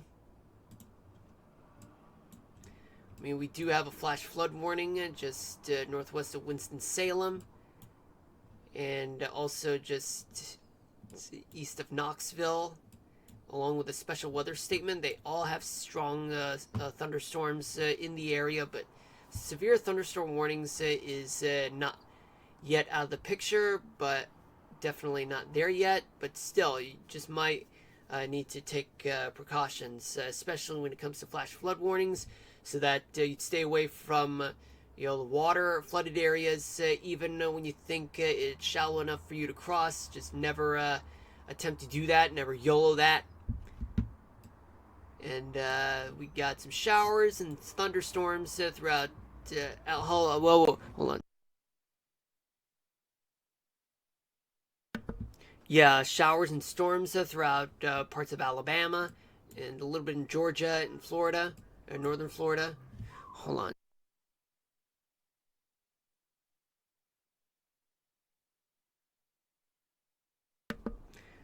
Right, just some showers and storms just west of New Orleans. Severe thunderstorm warnings are located, one in the eastern half of San Antonio, and as well as south of town. There are also severe thunderstorm warnings in Waco and anywhere north of Austin, Texas. And Waco's also experiencing some flash flood warnings. So those who are experiencing flash flood, severe thunderstorm warnings, do stay indoors. Stay away from washing your hands or taking a shower because you never know. You might get electrocuted. It's almost like, well, what I remember watching a show called The Powerpuff Girls, and well, the Powerpuff Girls tell the residents of Townsville to not throw a toaster that's connected to an outlet into a tub full of water because it'll kill you. They don't say it because it's a kid's show, but they are just, the people of Townsville definitely need to get their act together, and start realizing that the Powerpuff Girls are there, and that throwing a toaster that's plugged in to an outlet and being thrown into a tub full of water with people in it is just the worst idea ever. It'll kill people. But in real life, the Powerpuff Girls are never going to be there. It's all just kids' show. But in seriousness, folks, don't take a shower or wash your hands because it'll feel like you're about to get electrocuted. Never take that chance, even if you're lucky enough to survive and to say, "Oh, what's he talking about? I washed my hands and survived. Why do I have to listen to him?" Dude, never take a chance. Regardless, that's your best bet in surviving a severe thunderstorm warning. And also, when you're outside, stay in your car because severe thunderstorm. Well, even if you get hit by lightning in your car, chances are it's not going to happen. But because the car will definitely protect you from getting struck by lightning. Even if a lightning bolt does strike your car, but you won't get electrocuted though. You're definitely much safer there. But outside, never stay outside because you're gonna get hit by lightning, even when you're next to a tree, under a tree, or whatever. And never lay flat because even when a bolt of lightning hits the ground, it doesn't just stop there; it spreads out across the ground, and you might get electrocuted that way. Even if you don't get struck directly by lightning. But still, never take those chances. That's in all seriousness, folks. Never take chances. You know what they say? When thunder roars, get indoors. And there are plenty of flash flood warnings along the cold front, stretching as far as Waco, Texas, all the way towards Little Rock, Arkansas, Conway, and Russellville. Yet there are some severe thunderstorm warnings, 2 of them just east of town in Little Rock, Arkansas. As we move towards the north, we've already covered a tornado warning in Illinois, but there are 2 severe thunderstorm warnings. Oh wait, we just have one that's been recently issued. Just located in, well, one is already in Bedford, Indiana, but there's one that's been recently issued in Brownstown, Illinois. There's also one in Owenton in Kentucky, just just right between Louisville and Cincinnati. You see that, folks? You see what I mean? Look, I'm not talking about this. I'm talking about this. That's what I mean, folks. Other than that, we have also special weather statements throughout places like southwestern Nebraska and western Kansas. They all have to do with some strong thunderstorms, but nowhere near severe thunderstorm warning status. But still, never take chances, folks. Even if a severe thunderstorm warning hasn't been issued, never take chances. But regardless, there's a lot of rain going on throughout anywhere west of the Mississippi Valley, even though there is one in Alabama. There's also more rains throughout the Midwest, the Great Plains, especially in Wisconsin and Illinois. Yet there's also wintry precipitation near Milwaukee, Wisconsin, as well as Lake Huron. More rain throughout Minnesota, the Dakotas, Nebraska, Kansas, and especially in Colorado. But yet, a few places in the Rockies are experiencing some wintry precipitation.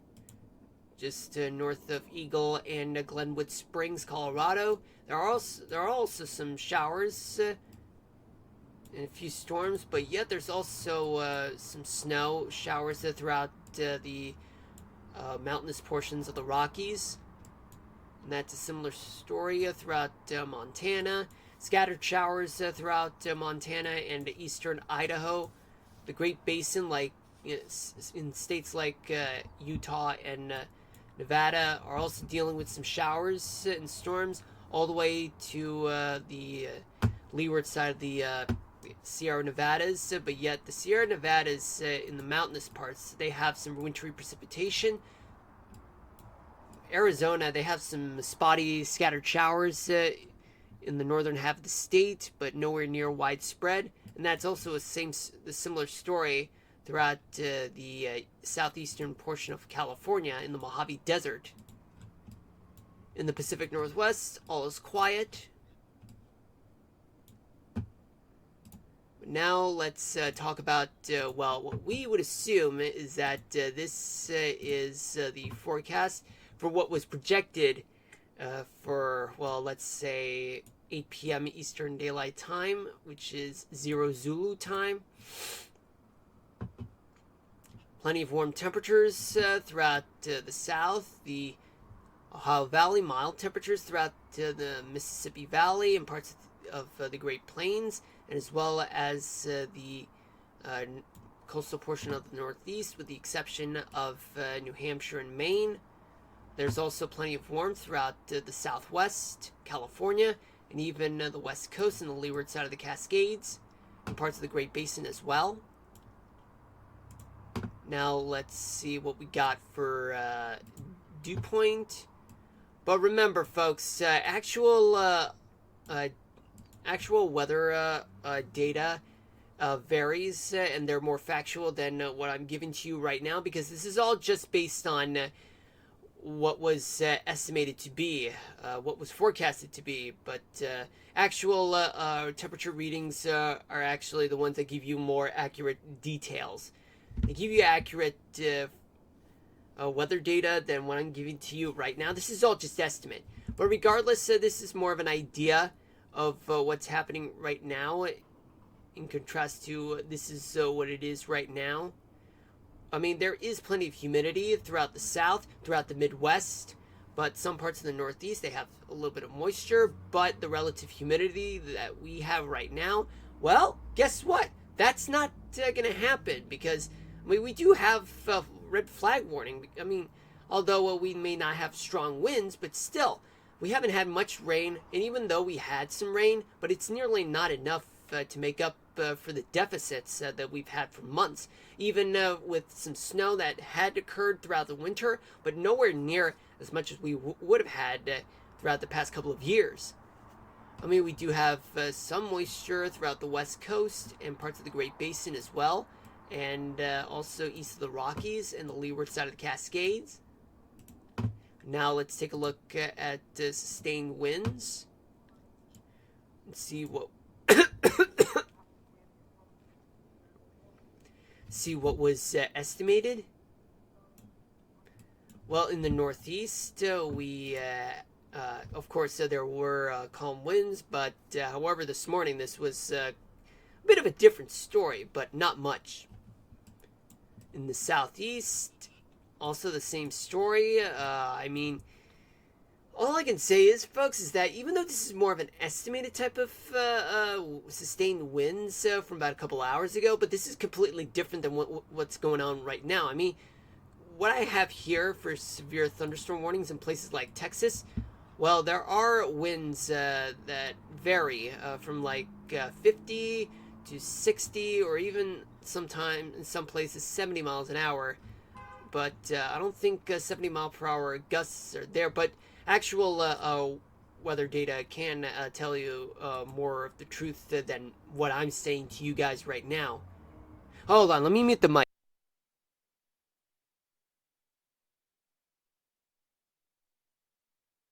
Okay, I'm back.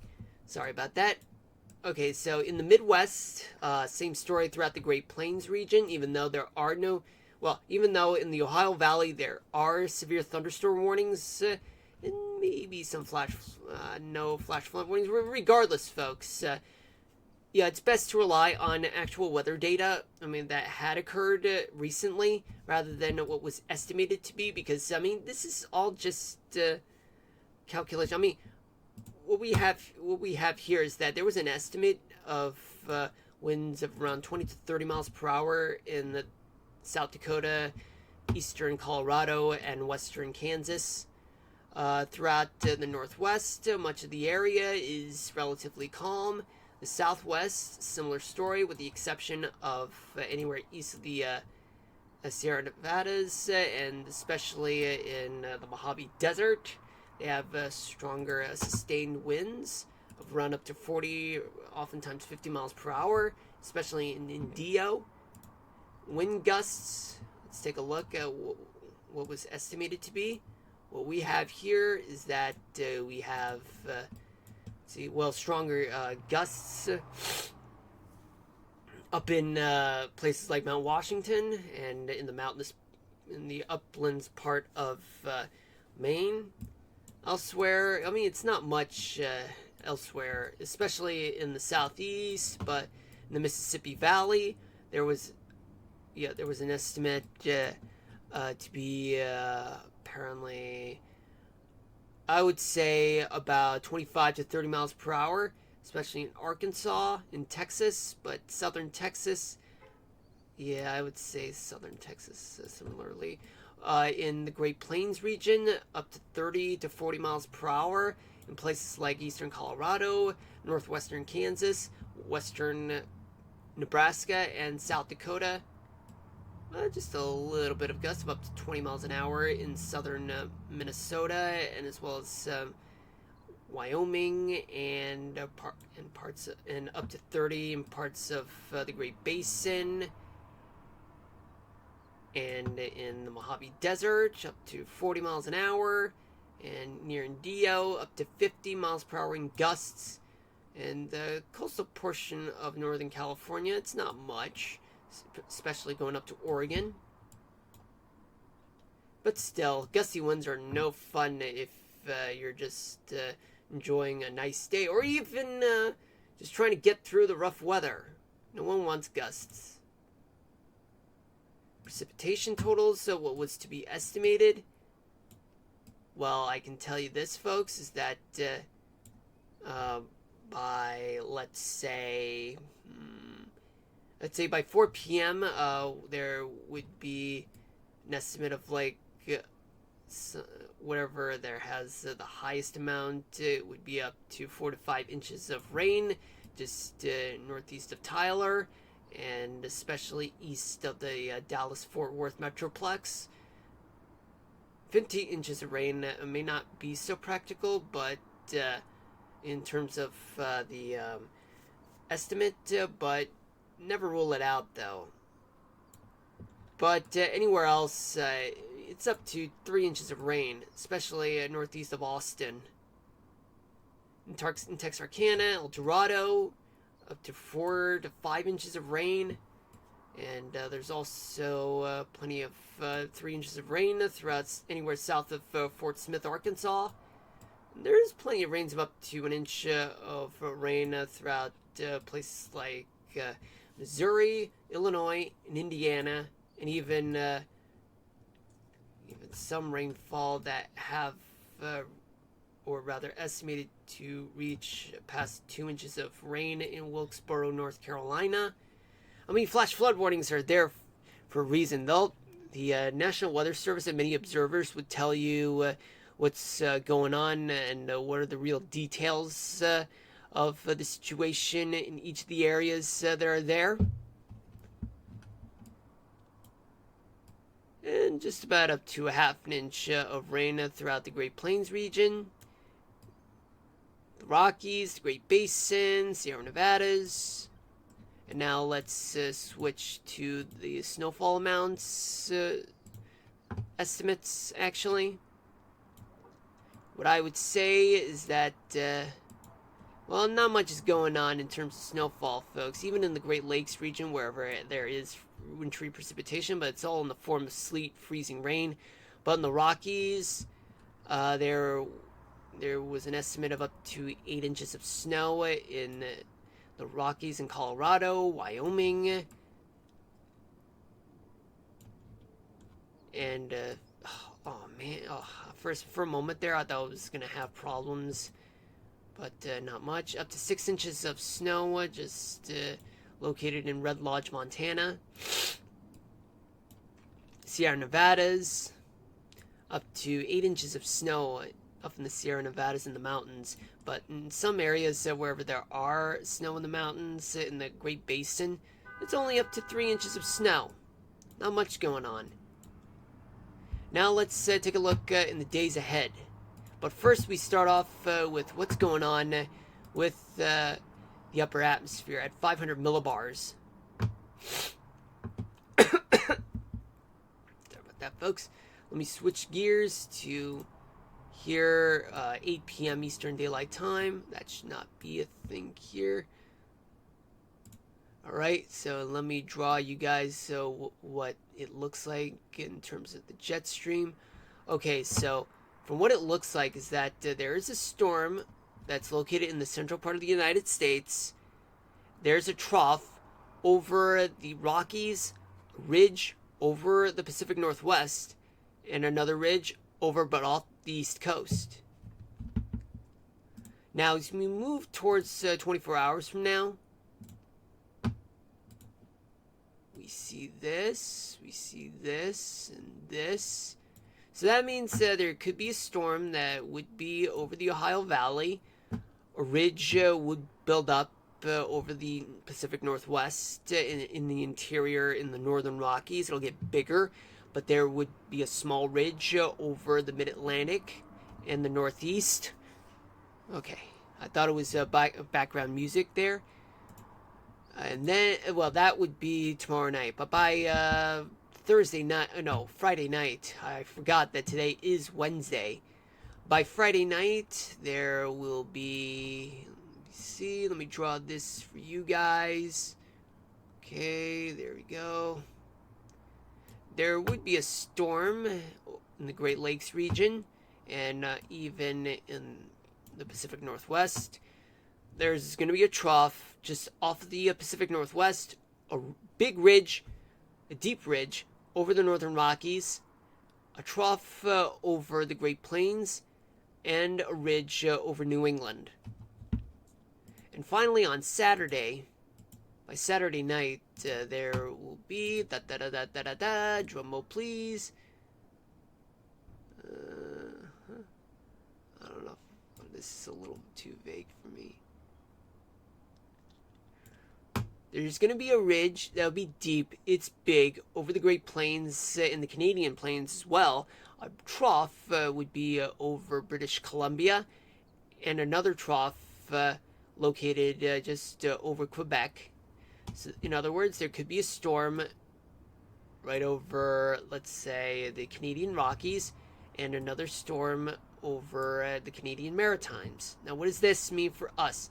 Well, there could be another storm that could brew over, let's say, the southeast.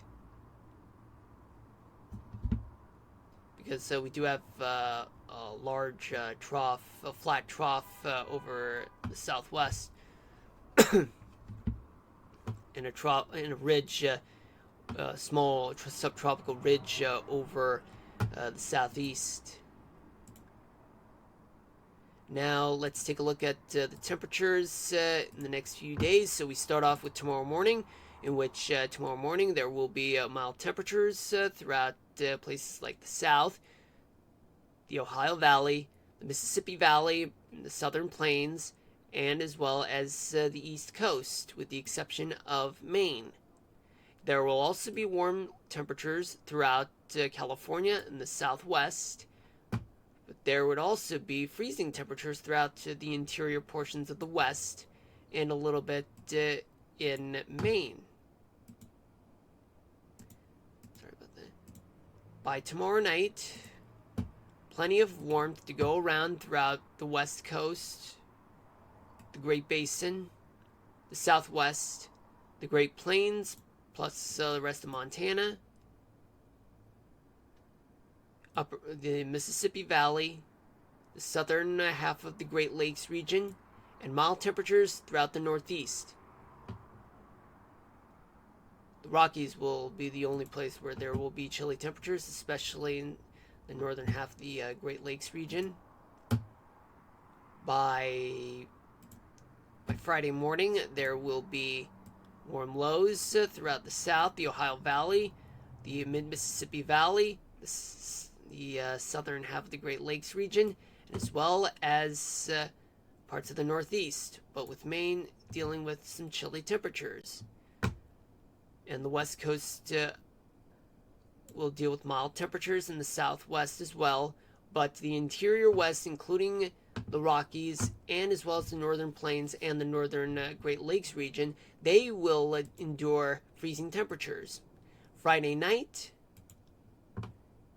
plenty of hot temperatures all across the Southeast, the Gulf Coast, and as well as the desert Southwest, California, and the leeward side of the Cascades in Washington State. Yet warmer temperatures will remain throughout the Great Basin, the Great Plains, Montana, the Ohio Valley, the southern half of the Great Lakes region, upper Mississippi Valley with the exception of Wisconsin. They'll be dealing with chilly temperatures, and Maine also with chilly temperatures as well.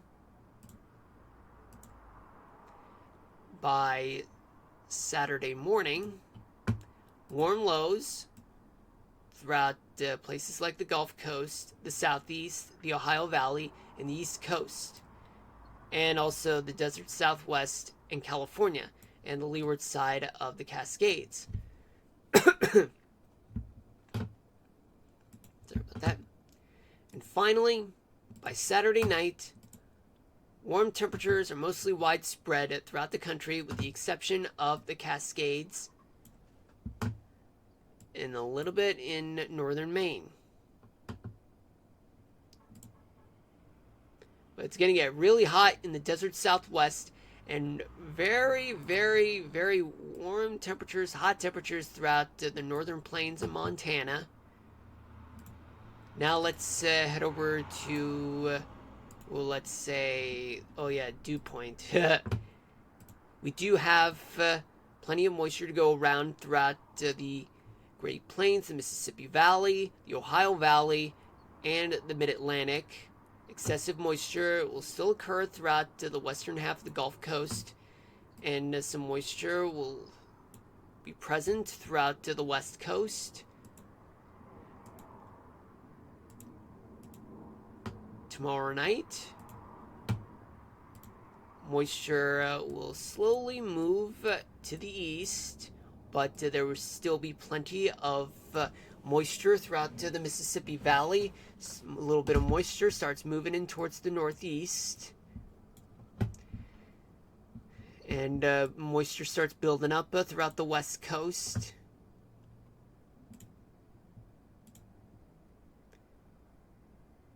Friday morning, plenty of moisture in the Ohio Valley, the South, southern part of the Great Lakes region, and the Northeast will start to get more and more moisture. Hello, Charliella.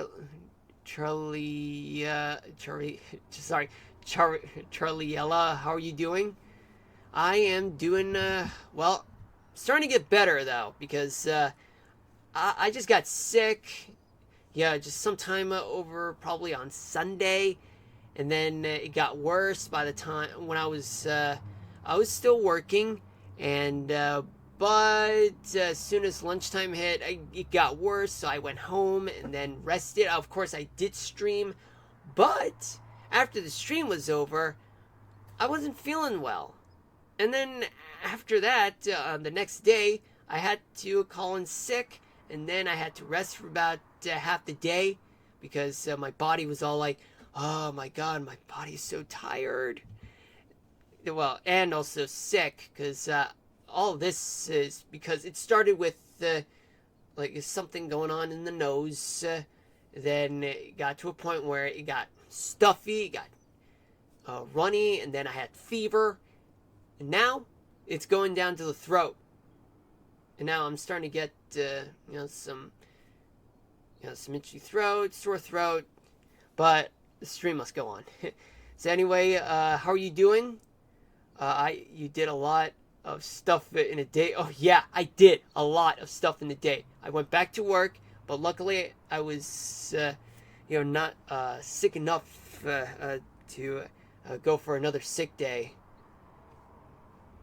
All right, so we do have plenty of moisture that's going to linger throughout, let's say, Friday in the eastern third of the country, plus the south, and just some moisture will be present throughout the west coast. That is by Friday morning, Friday night.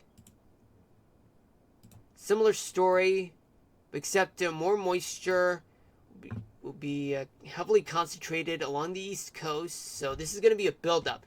There will be dry air that will start moving in, so this could be an indication of severe weather that's about to move to the east from the Great Plains towards the Ohio Valley. So are you telling the weather updates? Yes, I am. In fact, I am a meteorologist. Not only that I game, but I also do weather. So, my mission is to not only game, but to also to talk about weather, because, I have a thing called, Gamecast Meteorology. It's like half game streaming, but also meteorology. So right now I'm trying to get used to, or rather adapt to, the whole concept of combining gaming and as well as broadcast meteorology that you see on TV. But except I want to try to put it into Twitch or YouTube, whatever. But my point is that I'm half a gamer and half a meteorologist. But am I a certified meteorologist? Actually, I did get my degree, a bachelor's degree in meteorology. That's the truth. In fact, that's an amazing thought. Thank you. There's also some moisture on the west coast as well. Plenty of dry weather to go around throughout the Rockies and the desert southwest. Yeah, but it's more of like an experiment for me to start this.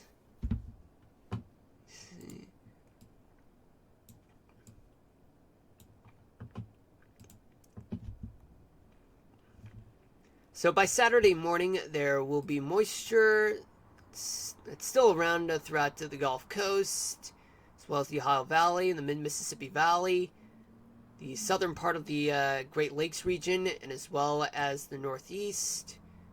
A little bit of moisture in the western part of the United States, with the exception of the interior West.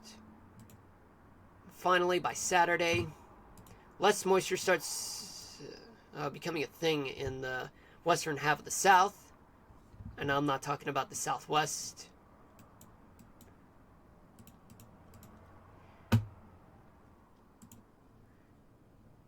We do have still moisture throughout the East Coast, the Ohio Valley, and a little bit in California, and as well as parts of the Great Basin, Idaho, the leeward side of the Cascades. Now, as we move back towards tomorrow morning, we're going to be dealing with a CAPE, surface-based CAPE. That is the convection, that is the amount of uplift in the air, which could be enough to lead to severe weather. By the way, you haven't replied me back on Discord. We'll talk about that later.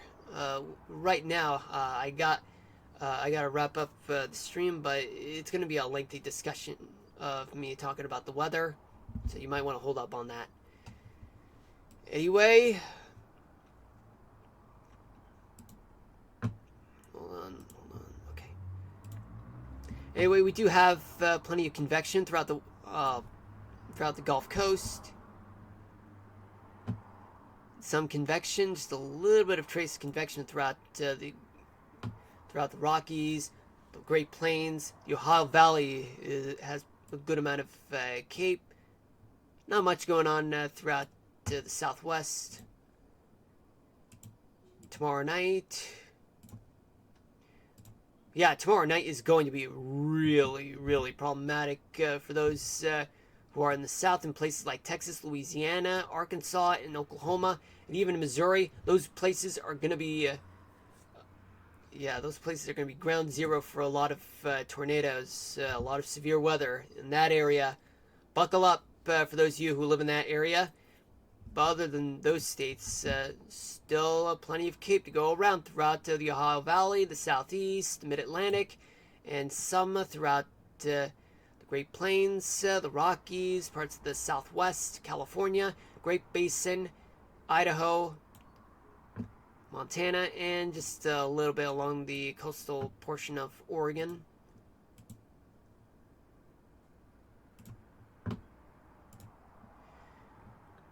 See, in the South on Friday morning, plenty of cape, plus Ohio Valley and the Mid-Atlantic.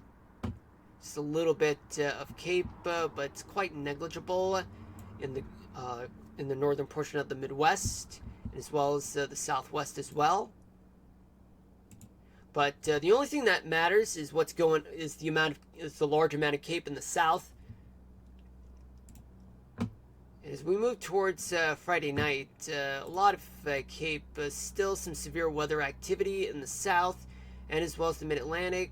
There could be something that could start to brew throughout the East Coast on Friday night, especially in the Ohio Valley and parts of the Great Lakes region, and as well as the West Coast. But just a little bit in the Southwest and in the Great Plains region. And then by, let's say, Saturday morning, there's plenty of cape, even in the early morning hours of Saturday. But yet, just a little bit of cape anywhere east of the Mississippi, plus the Ozarks, and as well as parts of the West, like the West Coast, and especially in the Southwest. And finally, by Saturday night, there will be plenty of cape in places like the West, the Ozarks, Gulf Coast, Ohio Valley, and the Mid-Atlantic states, plus just a little bit in the interior Northeast. Now let's talk about precipitation starting from tomorrow morning.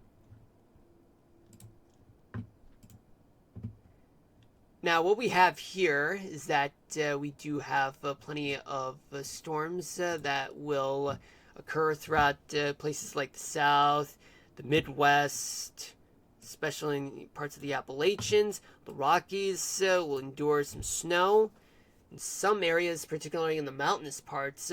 Otherwise, it'll be just rain in eastern Montana. But yet, there also will be showers throughout parts of California and Nevada, southern Nevada. As we move towards tomorrow night, by tomorrow night, some showers and storms all throughout the South, the Ohio Valley, mid-Mississippi Valley and upper Mississippi Valley, as well as the Great Plains, the Rockies with rain and some mountain snow, and plenty of showers throughout parts of the Southwest. By Friday morning, I should say. By Friday morning, a lot of storms all throughout the South, the Great Plains, and plenty of wet weather throughout the Northeast and the Great Lakes region. But yet, some places, especially in Northeast Minnesota, in northern Wisconsin, and upper Michigan, they will be dealing with some wintry weather. And along the West Coast, there will be some scattered showers, depending on where exactly. There will be some scattered showers, but can't rule them out. Friday night, there will still be some showers and storms throughout the South, the Mid-Atlantic, the Northeast, the Ohio Valley, the Mid-Mississippi Valley, Great Lakes region as well. But there will also be some wet weather throughout the desert Southwest, and especially in the West Coast. By Saturday morning, more wet weather throughout the eastern third of the country, as well as the mid-Mississippi Valley, Texas, Arkansas, Louisiana, and Oklahoma, and especially along the West Coast.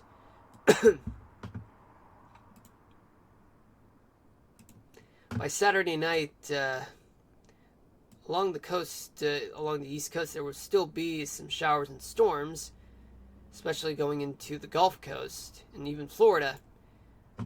Southwest will deal with some spotty showers. A few areas will experience mountain snow. The Great Basin and the West Coast will endure some rain and mountain snow. Then finally, what we have here is that we have snowfall totals. So let's go over them. So in the Northeast, there won't be much. The South, of course, it's not the case. But in the next 3 days, there will be snow of up to a foot of... No, wait, that's Canada. But in Minnesota, Northeast Minnesota, there will be up to 6 inches of snow, which is anywhere north of Duluth and east of International Falls. In the Rockies, just up to a foot of snow in some areas. Anywhere west of Denver and west of Colorado Springs.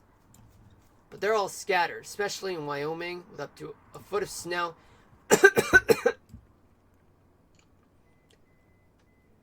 In a few areas, it's estimated to be just up to 2 feet of snow. But nothing widespread, though. With Montana, just up to 3 inches of snow, but nothing widespread. Sierra Nevada's snowfall ranges from about, let's say, a foot of snow to about up to, let's say, 3 feet of snow. But actual amounts will vary in time. And scattered snow showers no more than 3 inches in the Sierra Nevadas and the Cascades region, but nothing widespread. Okay, so normally I would say that this would be the... Well, actually, normally, like, I come out with the weather topic of the day, so let's talk about the weather topic of the day right now. Now, what I have here for the weather topic of the day would be the METAR code. Now, this is something that we meteorologists do just so that we can actually talk about. When we try to forecast the weather and stuff, try to come up with a better forecast. I mean, they are one of the tools that we meteorologists use in order to forecast weather, and especially with current conditions. So let's start off with the METAR code. Okay, so a METAR code, or rather, what is a METAR? A METAR is... Okay, hold on, let me clear out like that. Hold on.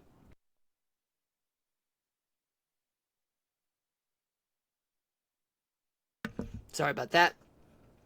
There's some noise in the background. Okay. A METAR code... METAR, or Meteorological Aerodrome Report, is a routine aviation weather report that provides real-time meteorological data for an airport, typically issued every hour. It includes information about wind, visibility, runway visual range, present weather phenomena, sky conditions. Hold on.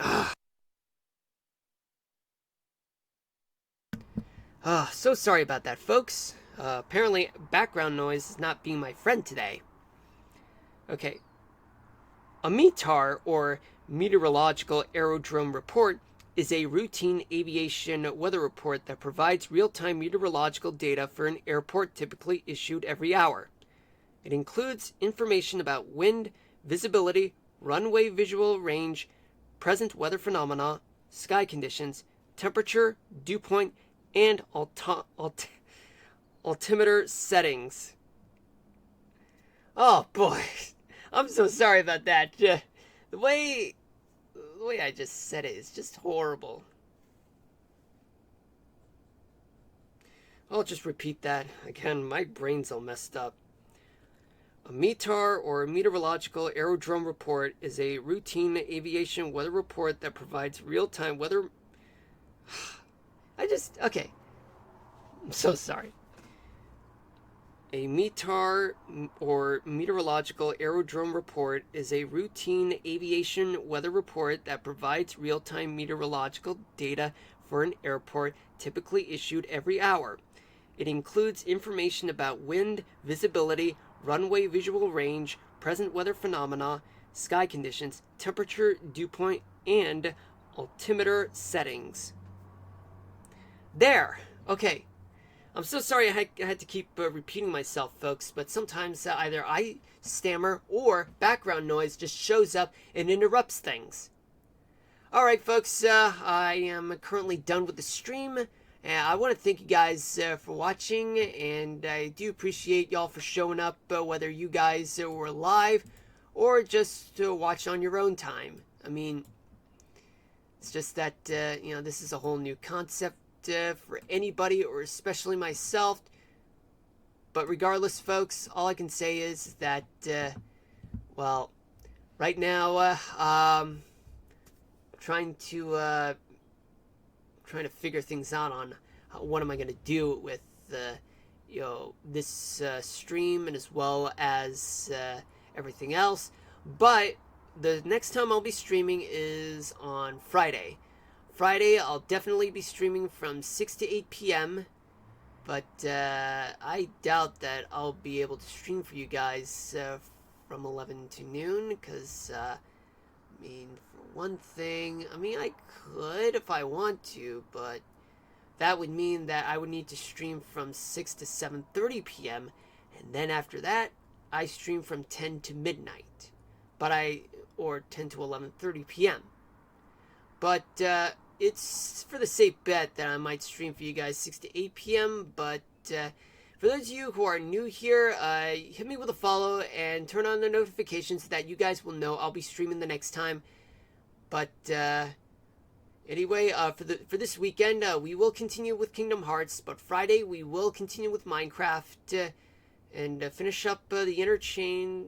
Well, not really, but just the highway portion, and maybe we'll get started on the interchange.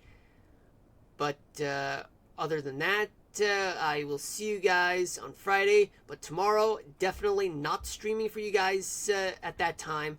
I have things to do after work. Okay, so anyway, thank you guys for watching. See you guys then, and I'll see you on Friday. Peace out, everybody. Love y'all. Signing out.